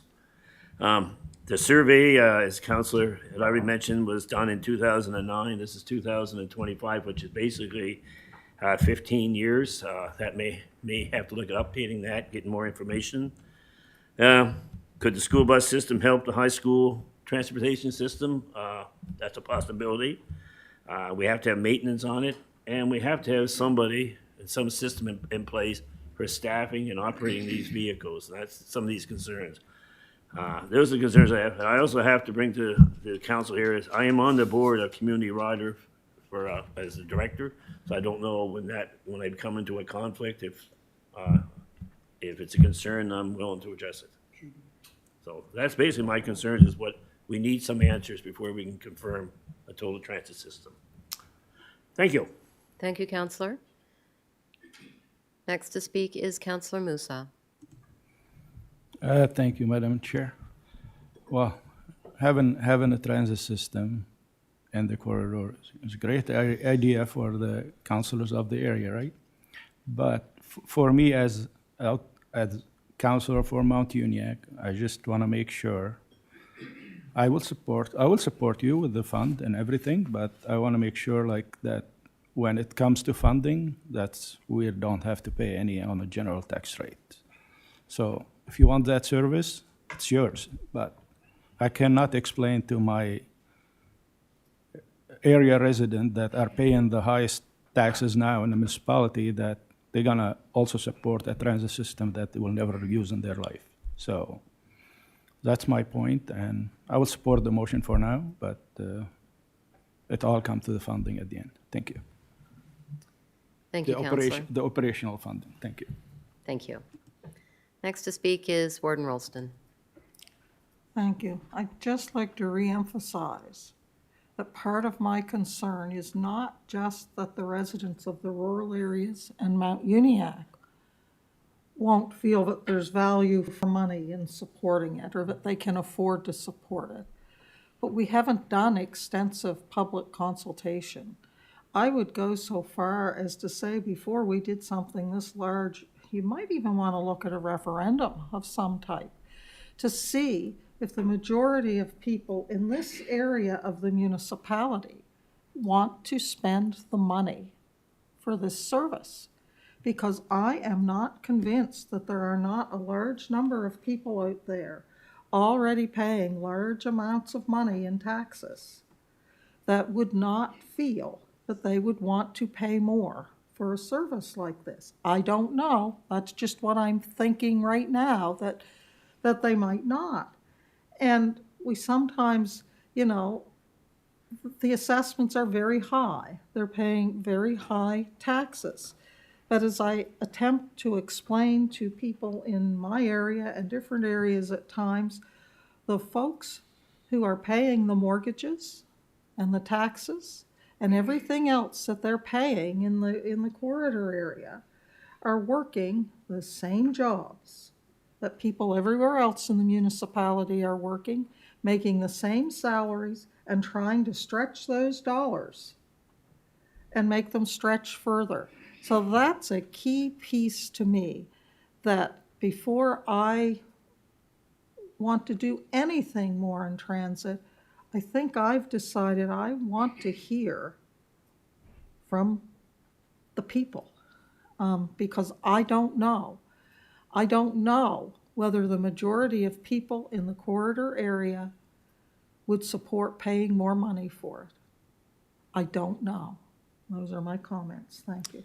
Thank you, Warden. Next to speak is Councillor Mitchell. Thank you, excuse me. Thank you, Madam Chair. I've listened to the comments from everybody, and I agree with some, and I also have concerns on some other ones. As the population of the province gets older, and as the population of East Hants gets older, there may be people there that will not be able to drive their personal vehicle because of restrictions that are put on by the province. The report says that electric bus could take up to 20 to 24 months and a diesel bus 14 to 18 months. So that gives us time to follow the process and see where it goes. So I'll be supporting the motion to see what transpires as we look forward to the future. Thank you, Madam Chair. Thank you, Councillor. Next to speak is Councillor Perry. Thank you, Madam Chair. Similar to Councillor Mitchell, I've been hearing all the discussion around the chamber today, and I get the concerns from some people, and some of them border on fear. Like we talked about the messaging it sends to the public and what the public expectation is going to be. Well, as a counselor, it's our job to manage those expectations and inform the public in our areas of what's happening and why it's happening. I think it would be a greater disservice not to pursue the possibility of having this covered at 80% or 80 cents on the dollar, right? Than waiting for all this consultation that could come back and say, yes, we want it, and then we're out the money. This does not commit us to transit in any way. The report clearly identifies that. We've been told by staff there are multiple avenues out of it, and between the time of this application going in and when we have to make a decision, a lot of the concerns that have been raised here today have been raised at the workshop as well. Staff's aware of it, and some of those things need to take place. So I believe we have the opportunity to be good stewards and possibly find a way to lessen the burden to the taxpayer in this method. And between now and the time of implementation, we can either offload it or even change it.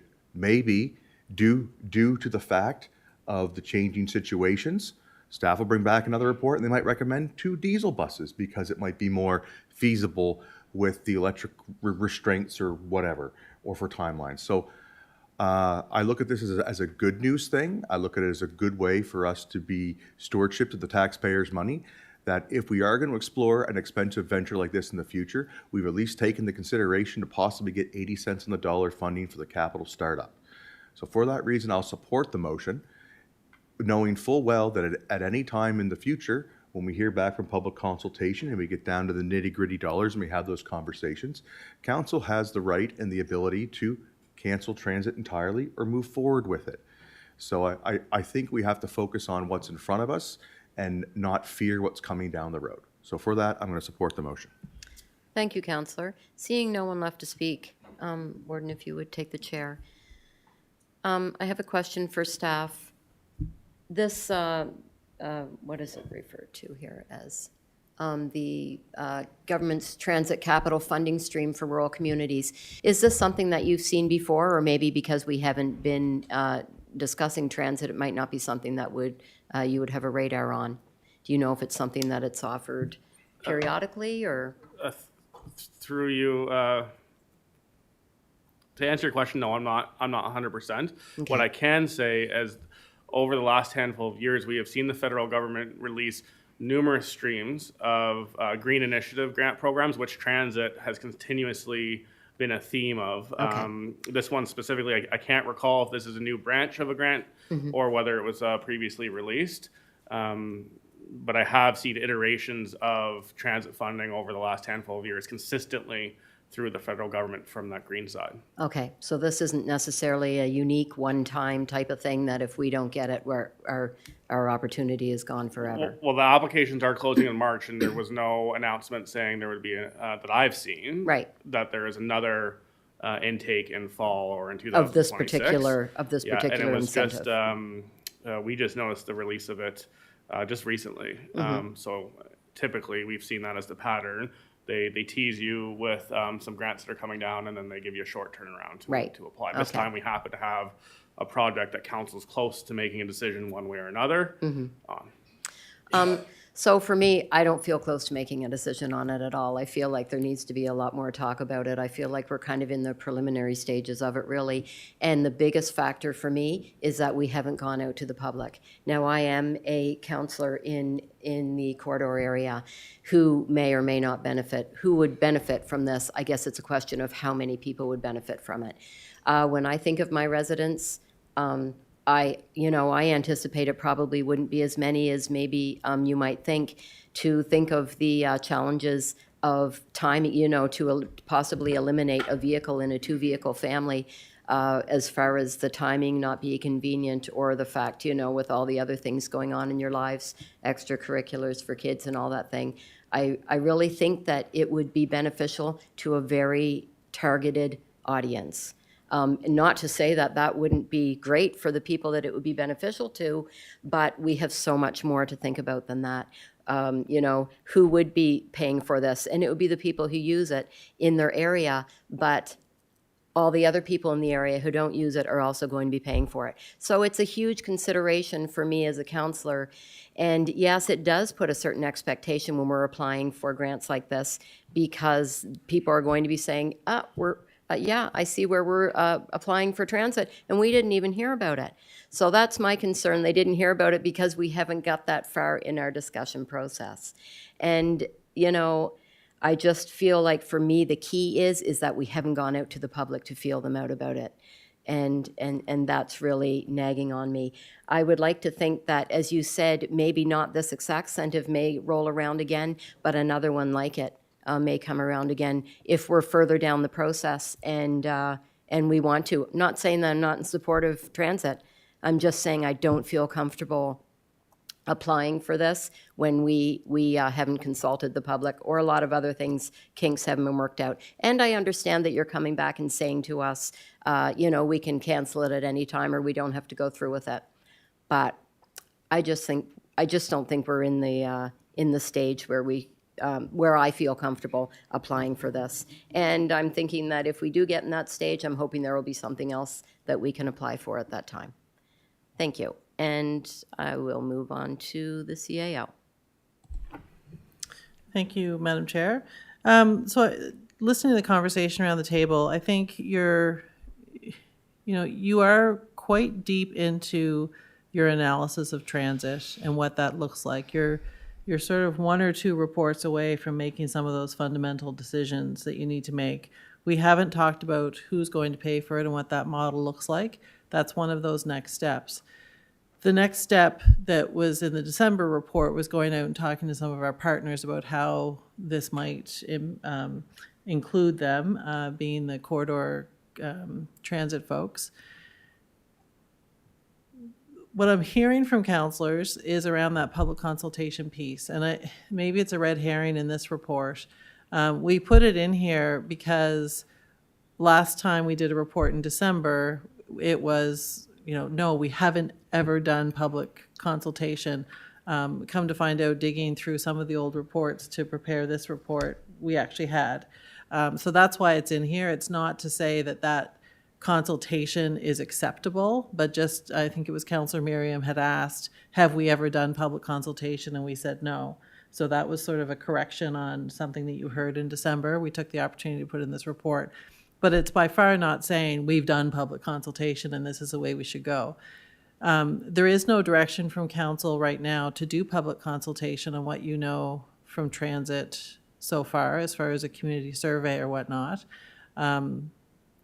But I'm hearing that's where you want to go. And it's sort of away from how this council has typically done things in the past. But if that is where you want to go on an issue of this magnitude, we can certainly do that.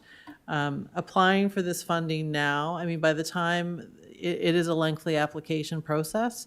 So it could be that by the time you get done your discussions, it lines up with the application actually being submitted. I don't know how close those two things will tie in, but it would be a shame to leave $1.9 million on the table if you do in fact get through all of your discussions and decide you're all okay with who's going to pay for it and how it's going to roll out, remembering this is a pilot, and the intention is that it would roll out to, in some form or another, to maybe not the entire municipality, but there's certainly different routes that we could add throughout the municipality for transit. So the report is here today to initiate that application. Whoever ends up paying for it will benefit from you making a decision to submit an application. If not, if it's a smaller subset of the general tax rate that ends up paying for it, without applications like this, they won't be able to afford it, hands down. And we can't guarantee that there will be other application streams. I don't know that I've seen one that's 80 cent dollars come through. Like, we're sort of pay attention to all these things that come through. I'm not sure we've ever seen one that's 80 cent dollars that's targeted specifically to rurals. We may have, but anyway, those are my comments. I think what I'm hearing from council is that we should be looking at budgeting some public consultation dollars to ask this question about what transit means to everybody in different areas of our municipality, and see what that ridership will look like. We do know that transit doesn't, it is a social service. It doesn't necessarily benefit every family, much like every other service you provide.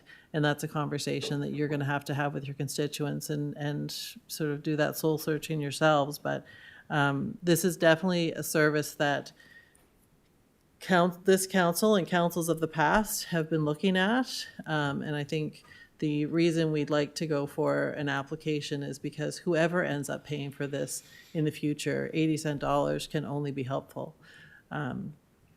Anyway, that's my thoughts, Madam Chair. Thank you. Next to speak is Warden Rolston. Thank you.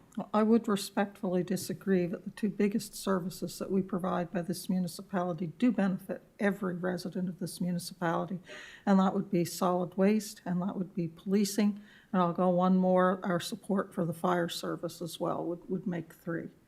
So I do believe that the big ticket items like that are pretty well municipally wide beneficial.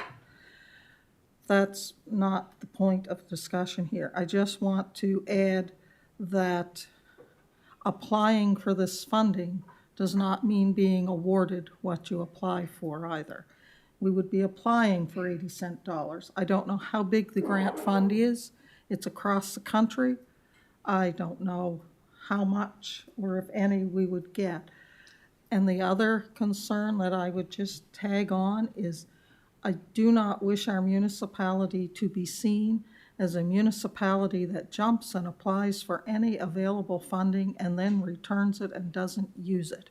Because I think we run the risk of damaging our reputation and damaging our ability to access grant streams if we are seen to be a municipality who doesn't really ready to spend that money yet, but we're just applying on the fly in case we can use it, because that makes me uncomfortable too. So anyway, and I don't want people to think I'm against transit. I'm not, but I'm very concerned right now about the affordability of it, no matter who pays for it or how it's paid for, because the bottom line is, when push comes to the shove, it's going to be the taxpayers somewhere in the municipality of East Hants who are going to pay for this. And and the public consultation, I do think we need public consultation, but I don't think we can I think that public consultation, we need to be offering them costs. I think the people are going to want to know what the impact is going to be on their bottom line if we get transit. Because everybody's going to think transit would be a great thing to have. But I think they need to know how much more is it going to cost the average homeowner in these areas per year on their taxes to run this. Those are the questions I think that they're going to need to know to make an educated decision. So those are my comments. Thank you. Thank you, Warden Rolston. Next to speak is Councillor Musa. Thank you, Madam Chair. I just want to add something to my, like, I know my daughter, like, she lives in Dartmouth where they have full bus service. They have 2 cars. Because you don't only go to work with your car. You have kids, you have to take them to sports. The father have to go this way, the mother have to go this way. You can't do all those on the bus. So you're not gonna eliminate the 2 cars in every household. Like, I agree with Councilor Mitchell about the seniors will be benefiting the most probably from this, but we have a solution for that. Like, we already have the community riders. Like, we're not eliminating anything. Like, applying for the fund, I have no problem, but the warden mentioned about applying for every fund is not good if you want to reject it and take it away from somebody else that could use it and want to use it. So that put me, oh my God, on the edge. Like, part of me want to get this money, and part of me want like not to get it away from somebody else, knowing that it's going to be too much for us. Like, I know it's going to be too much. A big discussion over the funding and over the public consultation, and so I don't know. It's very confusing for me. Thank you. Thank you, Counselor. Question's been called. We'll go to the vote.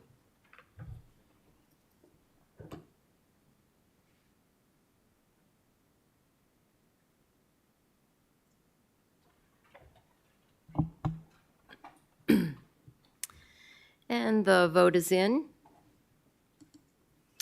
And we've got vote against the motion. The motion has passed. The votes against the motion are myself, Counselor Musa, Counselor Rhino, and Warden Rolston.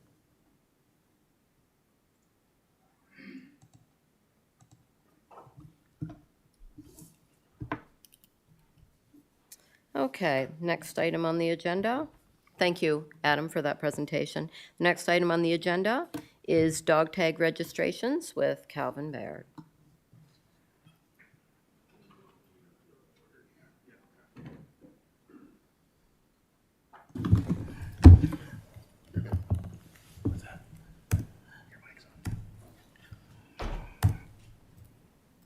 Shirley, I'm gonna drop the report for this one.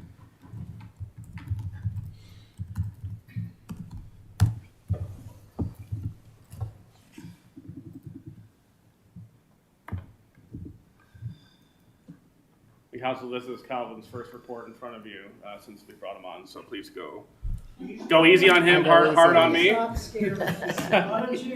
count of three, everybody put the light on. Is that what that means? Good morning, everyone. And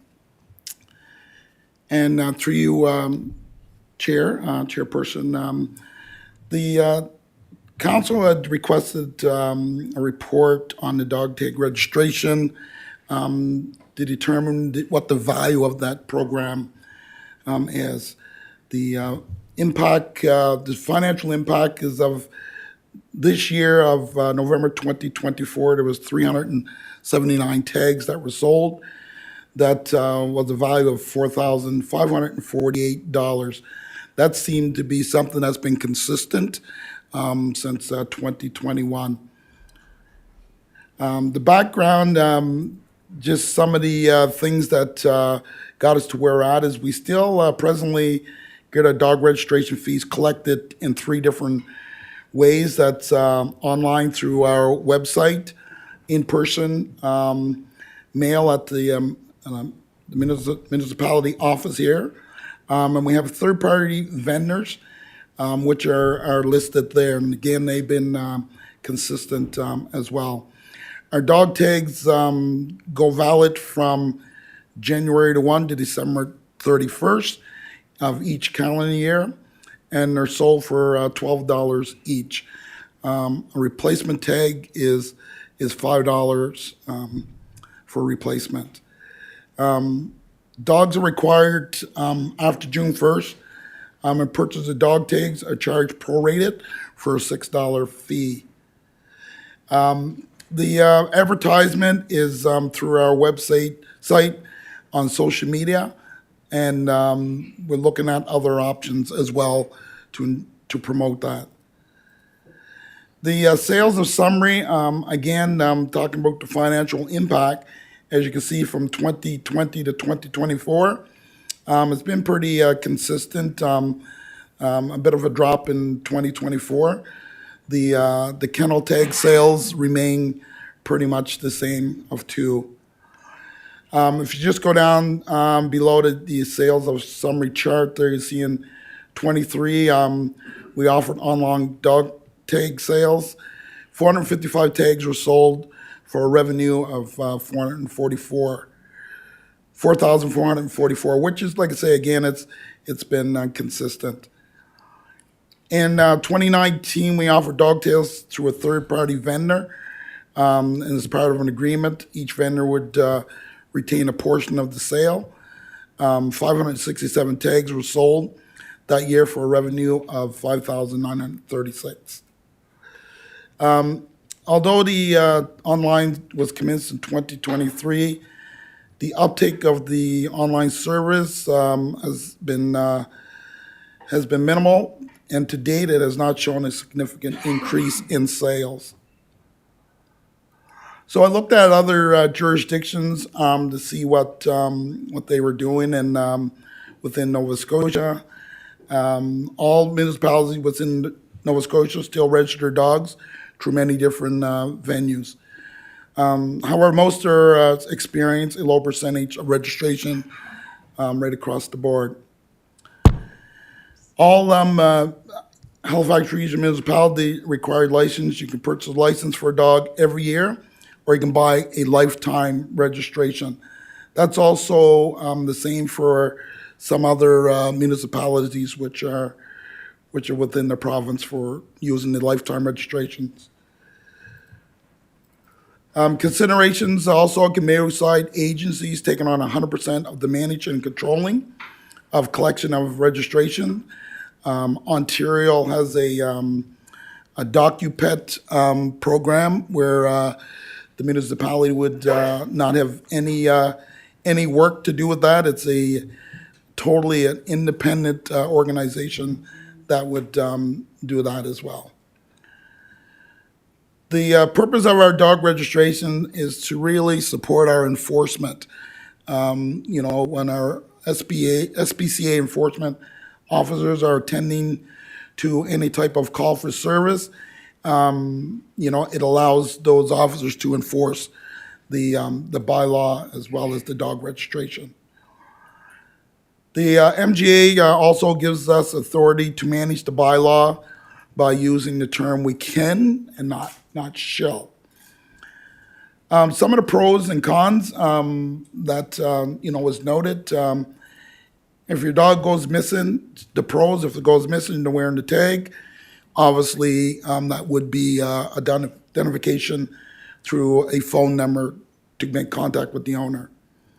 It tracks the number of dogs within the municipality. It could go deeper than that if you want to know types of dogs, but we would know the number of dogs.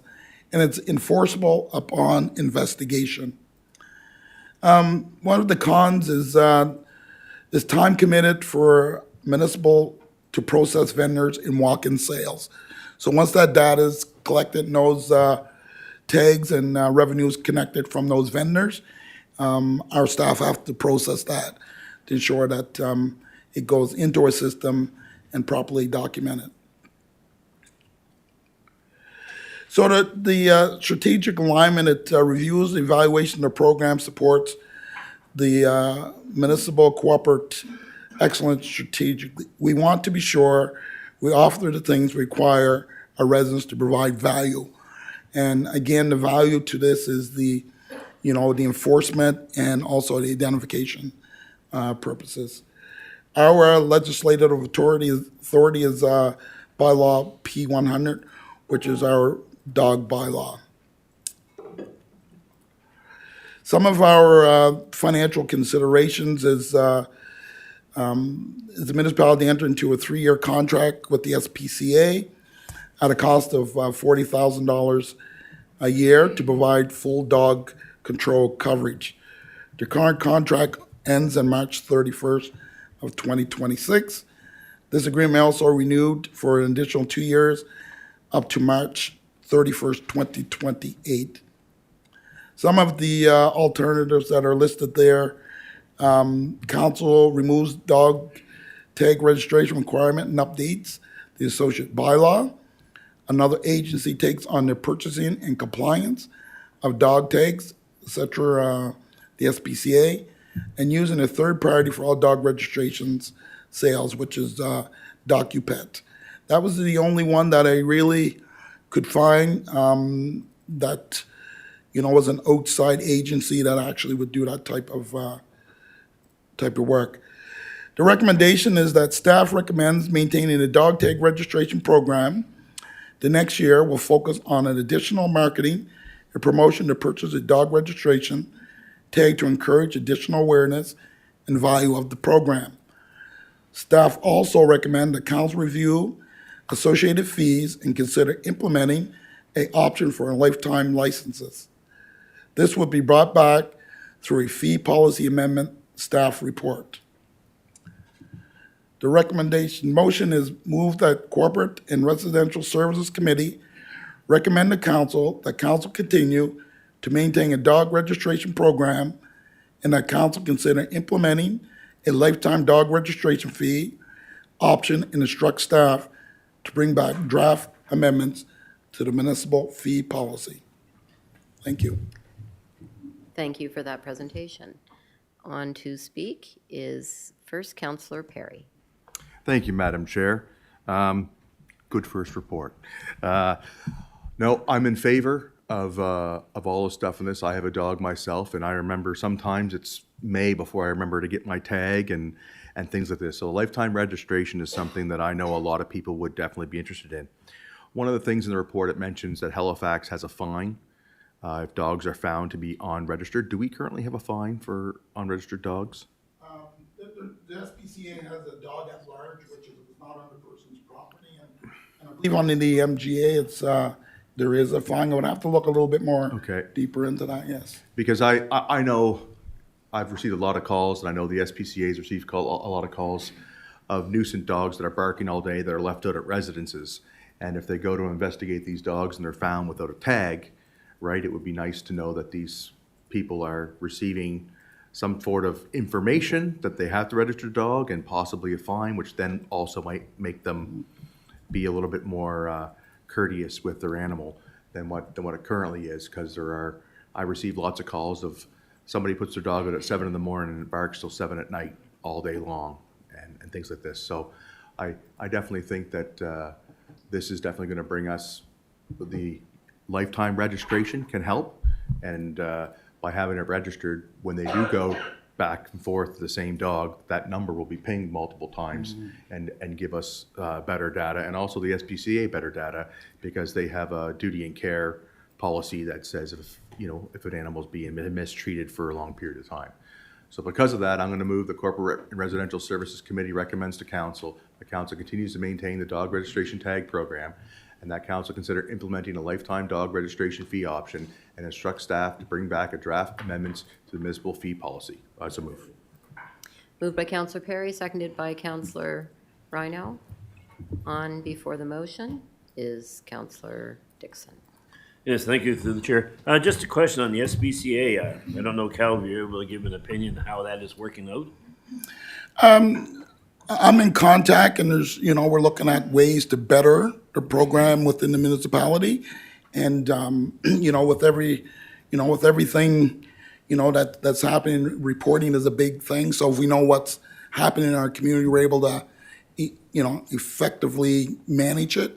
But they have been doing a new reporting system, and I just started receiving those. So it's been a much better relationship for sure. Yeah. Good. Thank you. Thank you, Councillor. Next to speak is Councillor Rhino. Thank you, Madam Chair. Good report, Calvin. Probably not as interesting as some of the reports in your past life, but anyway, good first start. I'm very interested in the lifetime ban, or lifetime registration. I think it has merit a lot. I would view a lot of the times that people may forget from year to year, as Councillor Perry has stated. And I do believe that a dog's life is probably, at max of 13 years, possibly. So I think that has warranted benefit that may bring more registrations online. But I guess when you talk about the purpose of registration, like, you mentioned it in your report about for bylaw officers, going out there. I'm wondering if the information, like say, is certain types of breeds, or in general all breeds, but certain types of breeds, as we know, can be more dangerous than others. Is that information shared with our RCMP counterparts or anybody else out there that may be interested in what they may run into in the course of their duties?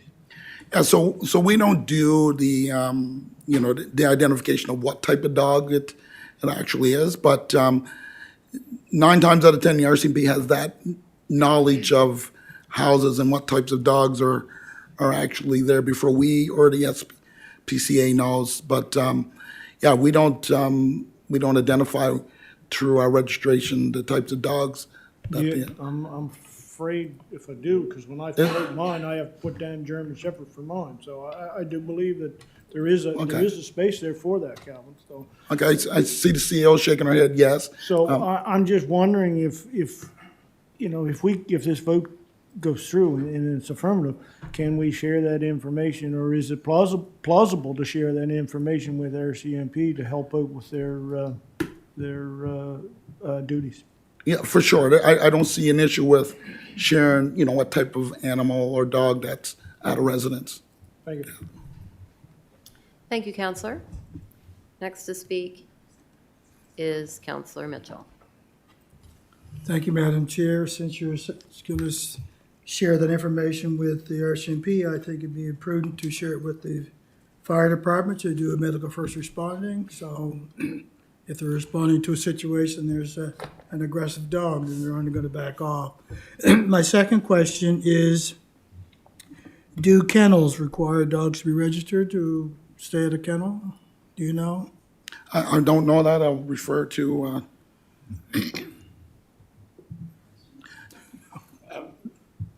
Just Through you, to, Madam Chair, can you repeat the question, please? just curious if kennels require dogs to be registered. So, through you, Madam Chair, we require the kennel to be registered. By the- I'm not sure that, I'm looking at Kelly, so this program has transitioned to corporate services in the last 6 months. That's why I'm looking behind me on Kelly for some additional information. She is shaking her head that no, the kennels aren't required to have the dogs registered. Okay, so they could take a dog that's not registered. Okay, thank you.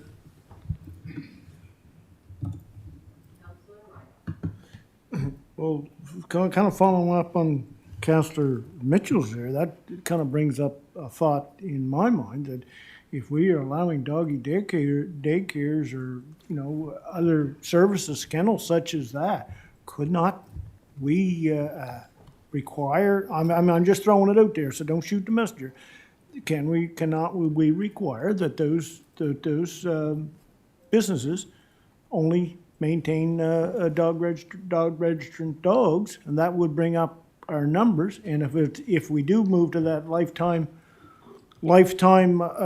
registration process, that would make it fairly easy. And maybe those dog centers, dog training centers, dog whatever, can be part of the sale of those registrations. So I'm just throwing it out there.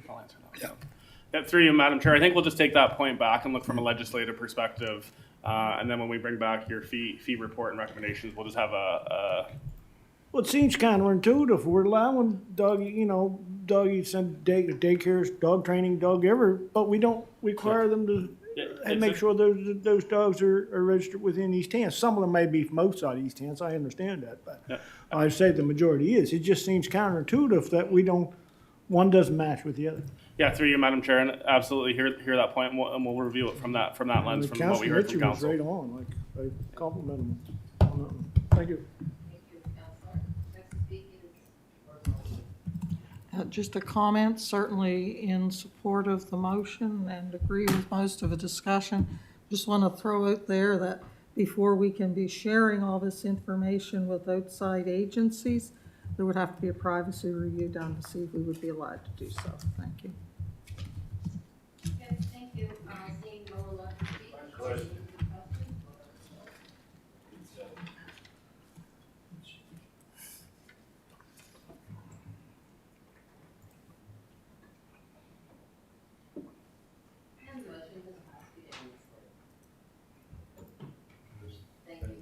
Thank you.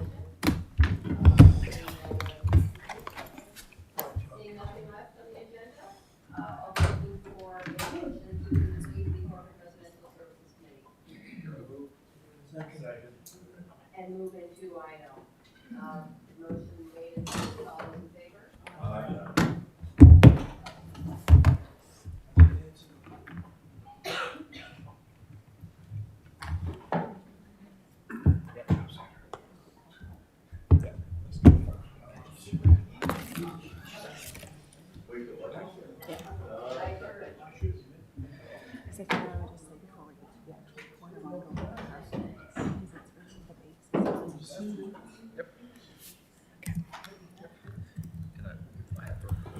Yeah. All right, I'd like to call to order the Infrastructure and Operations Committee. I'll be looking for approval of the minutes of December 10th, 2024. Moved and seconded. All those in favor? Aye. Our only item on the agenda today for I&O is Solid Waste Extended Producer Responsibility, EPR, and I will turn it over to Andrea. You should be on. Am I good? Yeah. Good morning, everyone. So today I'm here to talk to you about Nova Scotia's new recycling program. It will be launched December 1st, 2025. There will be a lot of conversations with you all in the next few months. Some of you have heard me talk about extended producer responsibility for packaging, printed paper, and packaging-like products. So we call it EPR for PPP because it's way easier. So today I wanted to make sure everybody had a really good foundation because, again, staff are going to be coming back to you the next few months asking for decisions to be made, and it's a lot. So I'm going to go. So to start, EPR is extended producer responsibility, and these are often programs that are put in place in provinces. It's regulated by governments, and essentially it's so the creators of packaging have to manage their product. So we have some in Nova Scotia now. So we have passenger tires. Right now we have a recycling program for that, electronics, paint, motor oil, and many other ones. So the topic of EPR is really, it has three goals. Improve design for environment, because obviously if you're just designing something and it's going right to landfill, that's not great. So under these programs, it really makes the producers think a little bit more about what they're creating. It increases efficiencies in managing the end product. It provides better end markets. And then the other part is transitioning the management costs from the general tax base, our residents, our businesses, to the general population. So essentially, if you're buying a product, you're part of managing that. So today, you go buy tires, you're paying for those tires to be managed through the whole system. If you don't have a car, you don't have to worry about it. So the topic of the day for Nova Scotia right now is EPR for this packaging, printed paper, and packaging-like products. Essentially what we're talking about is the Blue Bag program, so our curbside Blue Bag program. The materials in the program are generally those that we see curbside. However, there will be some new items in there as well, but not yet, so please don't put these things in your blue bag until December. But in the current system today, we go to the grocery store, we buy an item, and then when we come home and we finish with it, we put it in our blue bag. The municipalities' trucks come and pick it up, they take it to the sites, and then off it goes for recycling or landfilling. Under an EPR system, same thing, you're gonna go to the grocery store, you're gonna buy an item, you're going to discard it. But when you're buying it, which I will also put in a little asterisk, today in Nova Scotia, we're already doing this. We pay a built-in fee to the product. So if you buy a box of Kraft Dinner today in Nova Scotia, you're already paying that tiny little percentage. So it's not like the deposit system where you're gonna see a 10-cent added onto a Kraft Dinner box. Often it's like 1/100th of a cent, like not even measurable. But that little bit of money goes into a fund. So right now, today, Nova Scotians, we're paying into something, we're not receiving the benefit. So under an EPR system, again, you're gonna put it in your blue bag, it'll be picked up by trucks, it'll go off for recycling, but there's a fund to pay for that. So it's transferring the cost to your regular taxes that you're paying right now for solid waste, and it's actually going to be paid for by the producers of the product. Like I said, it's a bit of a topic. So in Nova Scotia, regulations came through in 2023. I will also say that municipalities have been working towards this for more than a decade. They've assigned Divert Nova Scotia, as you should know, is one of our large partners in Nova Scotia for solid waste. They're the oversight body, so they will manage and make sure that everything for the program is running as it should. Circular Materials is the industry party's representative. So the industry that has to now pay into managing their product have Circular Materials as their identified partner, and they will be running the program for industry. And these programs are throughout Canada, so it's not new. It's been in Europe for many years. So many programs are running. New Brunswick just recently launched just within the last year and a half. So opting in and opting out. You may have heard these phrases, but there's two versions of opt-in and opt-out, sort of two parts. So the program decision and then the service delivery. So the program, the general concept of EPR, of shifting this cost from the general tax base to industry through their fund that they create when people are purchasing products. Generally speaking, all along the process, East Hants has been very clear that we support removing this as a cost on our tax rate, on our residents, and moving it over to industry. So that's always sort of the first opt-in, opt-out decision. And right now, all municipalities in Nova Scotia to date have opted in. We all agree that industry should be paying for their product. And then I have a slide that has some past motions, just for anybody who is interested, just for reference. So like I said, this is a long program. It's been going on for a decade to get to here. But in 2025, for those of you who've heard me talk about this a lot, this is the year it's happening. So in the first quarter, we have to, once again, even though we have to again officially confirm our interests, which is part of the reason I'm here today. And then industry is going to send the municipalities across Nova Scotia, they're going to send us information about what it's going to look like for East Hants from a financial perspective. So that's sort of the first quarter. Then in the second quarter, we get into municipal decisions. That's when councils will have conversations about opt-in, opt-out related to service. And we'll talk about that in a minute. Then in quarter three, which is really July to September, is when we get into the administrative education piece, making sure residents know what to expect. You know, is there new material going in, how anything is going to change. And then the fourth quarter, we go live, December 1st. So just to be really clear what's in with the program, so the status quo, things that don't change. We're still going to have curbside collection for our residents. It includes collection at multi-residential properties. That's a change for some municipalities because some municipalities don't provide that service. There will still be a two-bag system, so you're still sorting the way you do now, paper in one and all your containers in the other. Similar materials, so your plastic, your glass, your metal, those kinds of things in that container bag. And similar, we call it fiber, our paper. So again, our paper, our box board. So under new, polystyrene, which is our styrofoam, we currently accept in our blue bag. Many municipalities do not. So for some, that'll be a new add, so something they'll be pulling from landfill. Plastic laminates, so what they're talking about is like frozen juice packages. Flexible plastics, chip bags are going to be going in, but not until December 1st. So please don't put them in until after December 1st. So big candy wrappers, pouches, things like that. And then some non-hazard aerosols. So those are some changes. So what's out or what's unknown? This is a key one. So under the program, books and textiles and pots and pans will not be accepted. So we currently take textiles in our paper bag. We currently take books in our paper bag. Pots and pans we take with our metal program, so that's not an issue for us. So those two things, really the books and the textiles, are something that municipalities are already working to figure out what does that mean. They're not in because they don't pay into the system as a producer. They're not considered in the regulations from the province. They're not captured in that regulation. So more to come on those. Polystyrene, so again, our styrofoam, we currently put it in our blue bag.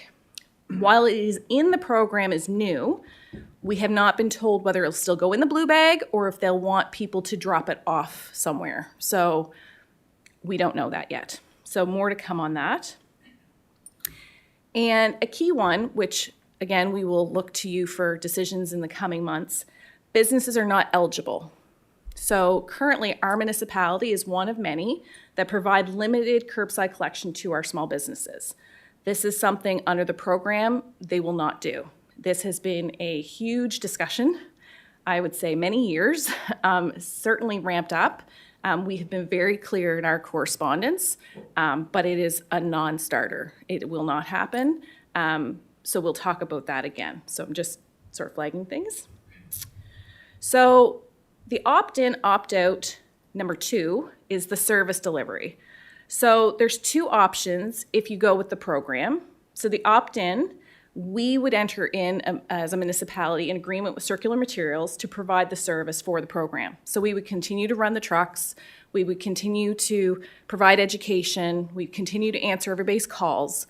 They would tell us where the material will go, so they could turn around and decide, well, if you're picking up Mount Uniacke, those trucks, can you take it here instead of the Waste Management Center? Because they're going to decide where material will go, because it's all about efficiency for them. But we would be contracted and paid for that work. And so that's an option. We would be a contractor, though, to them. So we wouldn't have any authority in the program. We would just be providing the service on their behalf. Opting out means that in the service section, the program still runs, residents still get their blue bags picked up, but we would not be providing that service, which means we no longer can answer the calls about recycling. We can no longer do anything if their blue bags weren't picked up. We as a municipality are out, and we would provide a contact information for industry reps to support our residents. So again, I have a little slide thing there, just it's a transition model options. Again, just talks about what I just shared. So some of your decisions, again, your milestones. So we have our report today that we'll look for some decisions on. By April, near the end of April, we'll have to come back to council and say, how do you want to proceed with Circular Materials? Do you want them to handle it? Do you want us to handle it? So that piece will come to you in April. So you'll probably see me regularly between now and April. And then next thing we have to do is change our bylaw and update to link to this new program. So that's something staff would work on in the summer, and we'd bring it back to you in the fall. And then again, we'd have final reading in the fall, and the program launches December 1st. So just so everyone knows, there's lots of work happening behind the scenes. So as the manager, I've been very involved both regionally and provincially. There is a monthly Nova Scotia First Nations Municipal Working Group that Circular Material manages. So all the municipalities of First Nations come on to a call, and we're all getting updated together on the stages of the program. We have submitted all the requests for information on time. We have provided feedback on any of the requests for feedback. And we have reviewed the draft master service agreement and statement of work with our legal team here as well, just to flag anything legalese that Circular Materials had sent out. So we provided feedback on that. So our next steps really are continuing to participate in all these meetings, making sure that you're all aware of any options, and to prepare any options or analysis requested, seek direction from council and CAO on the topic, and prepare for the solid waste bylaw changes. So that's a lot of information. Consider that your cheat sheet to EPR for the next couple months. And then Jesse's going to bring up the report, maybe.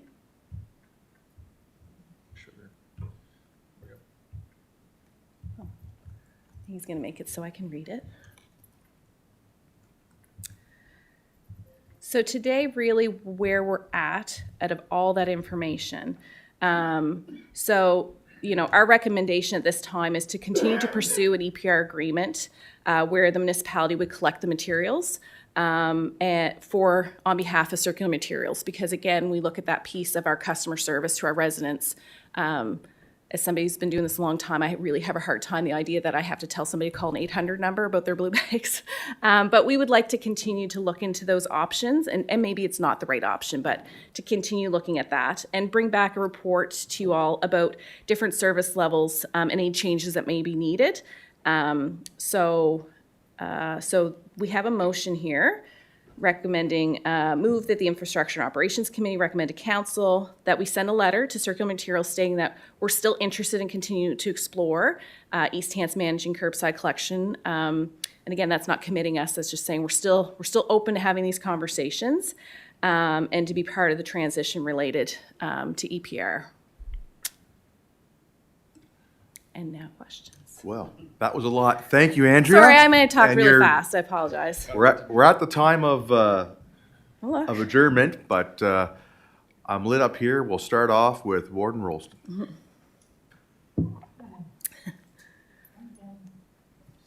Just waiting.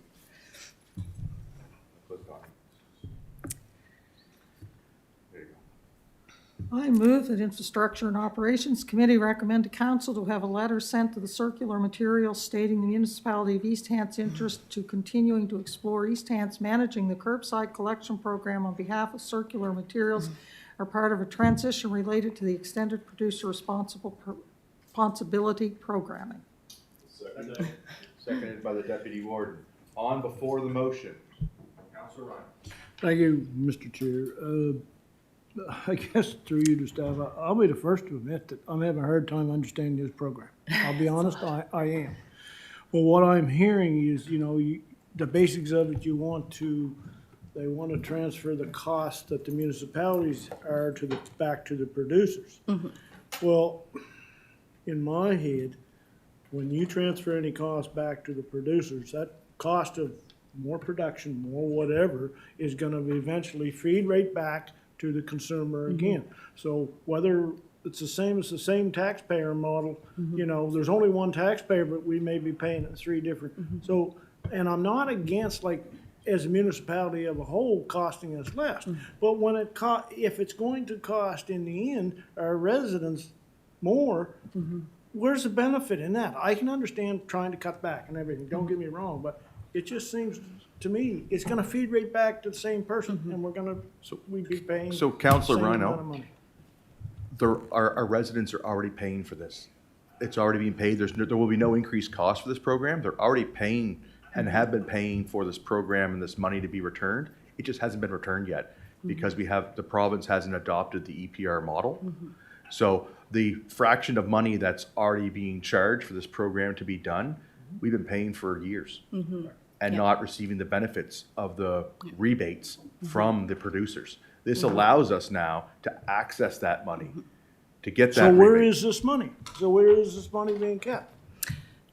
Go ahead, So Andrea. through you, Mr. Chair. So when you are a producer, and again, I use Kraft Dinner, so pardon whoever makes Kraft Dinner, it's just easy. So when you're producing this, you're setting price points. So you're setting a maritime price point to sell that box of Kraft Dinner at the grocery stores or what have you.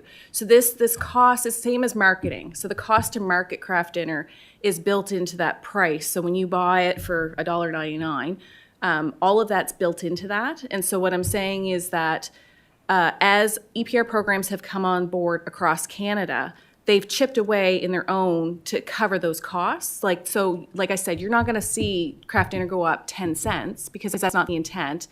The producers, they're already building that in. So for us in Nova Scotia, the argument has been we're paying for it twice. We're paying for it as a consumer when I buy my Kraft Dinner, and then I'm paying for it as a resident because I'm paying my solid waste fee and it's being managed. So we're saying it's time for industry to start paying the management of their product. It's different when you look at tires because tires are big ticket items. So you get charged like $4 for a tire. That fund, in this case in Nova Scotia, Divert Nova Scotia has that fund, and then they use it to offset the cost of those tires to be managed. But this is already built in, so we're getting hit twice. And so we're saying in Nova Scotia, that's been the argument. We want to stop paying twice. We want our residents. So again, if you want to buy Kraft Dinner, great. If you don't, but you buy something else. So it's already in there. We're just not getting it. But industry has lots of money in wherever their little pots Yes, are. but Yeah. industry has lots of money, Yeah. but also when you cut into their profit margin, that reflects back on the consumer. And if you can assure me that there'll be no increased cost to consumers out of this, you've piqued my interest. But right now, from my limited knowledge of this, and I really, like I said, I started at the first of this. I'm having a hard time getting my head around this, right? Yeah. So really, at the end of the day, for municipalities, you opt in or out of the program, and we've consistently said we want in.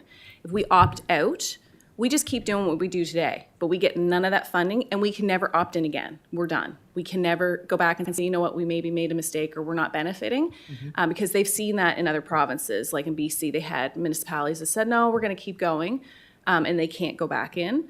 And I can't tell you craft dinner's not going to go up because it's going to go up probably for some other reason. I don't know, inflation or something else. But it's not, this program has been communicated at all levels of government in all municipalities and all the provinces done it, that it's not an indication of why something goes up for price. It's there and that's part, yeah. Thank you. Yeah.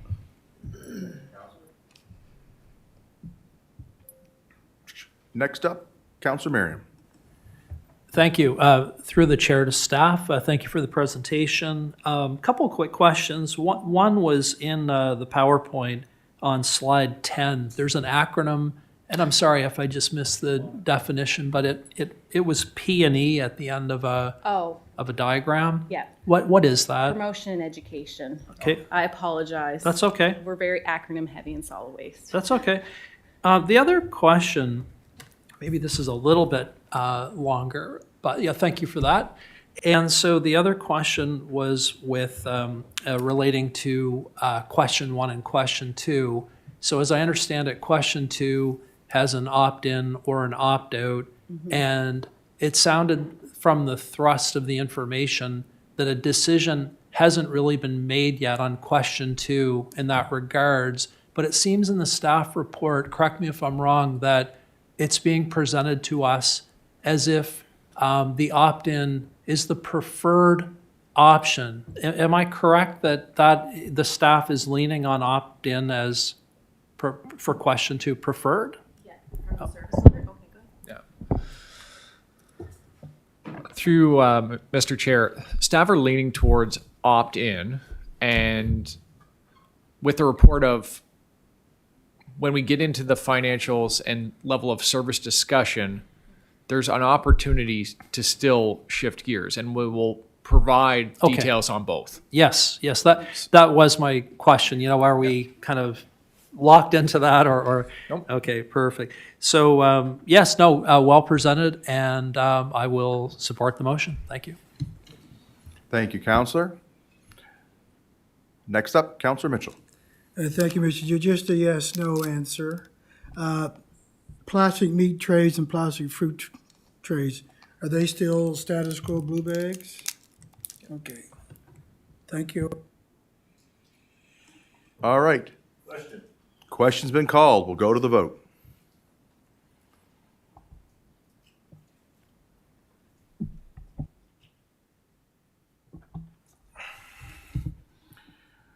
And the motion has passed unanimously. I will now be looking for a motion to adjourn for lunch, to reconvene at 1:30 in Planning and Development Committee with Councillor Mitchell. Moved and seconded. All those in favor? Aye. We are adjourned.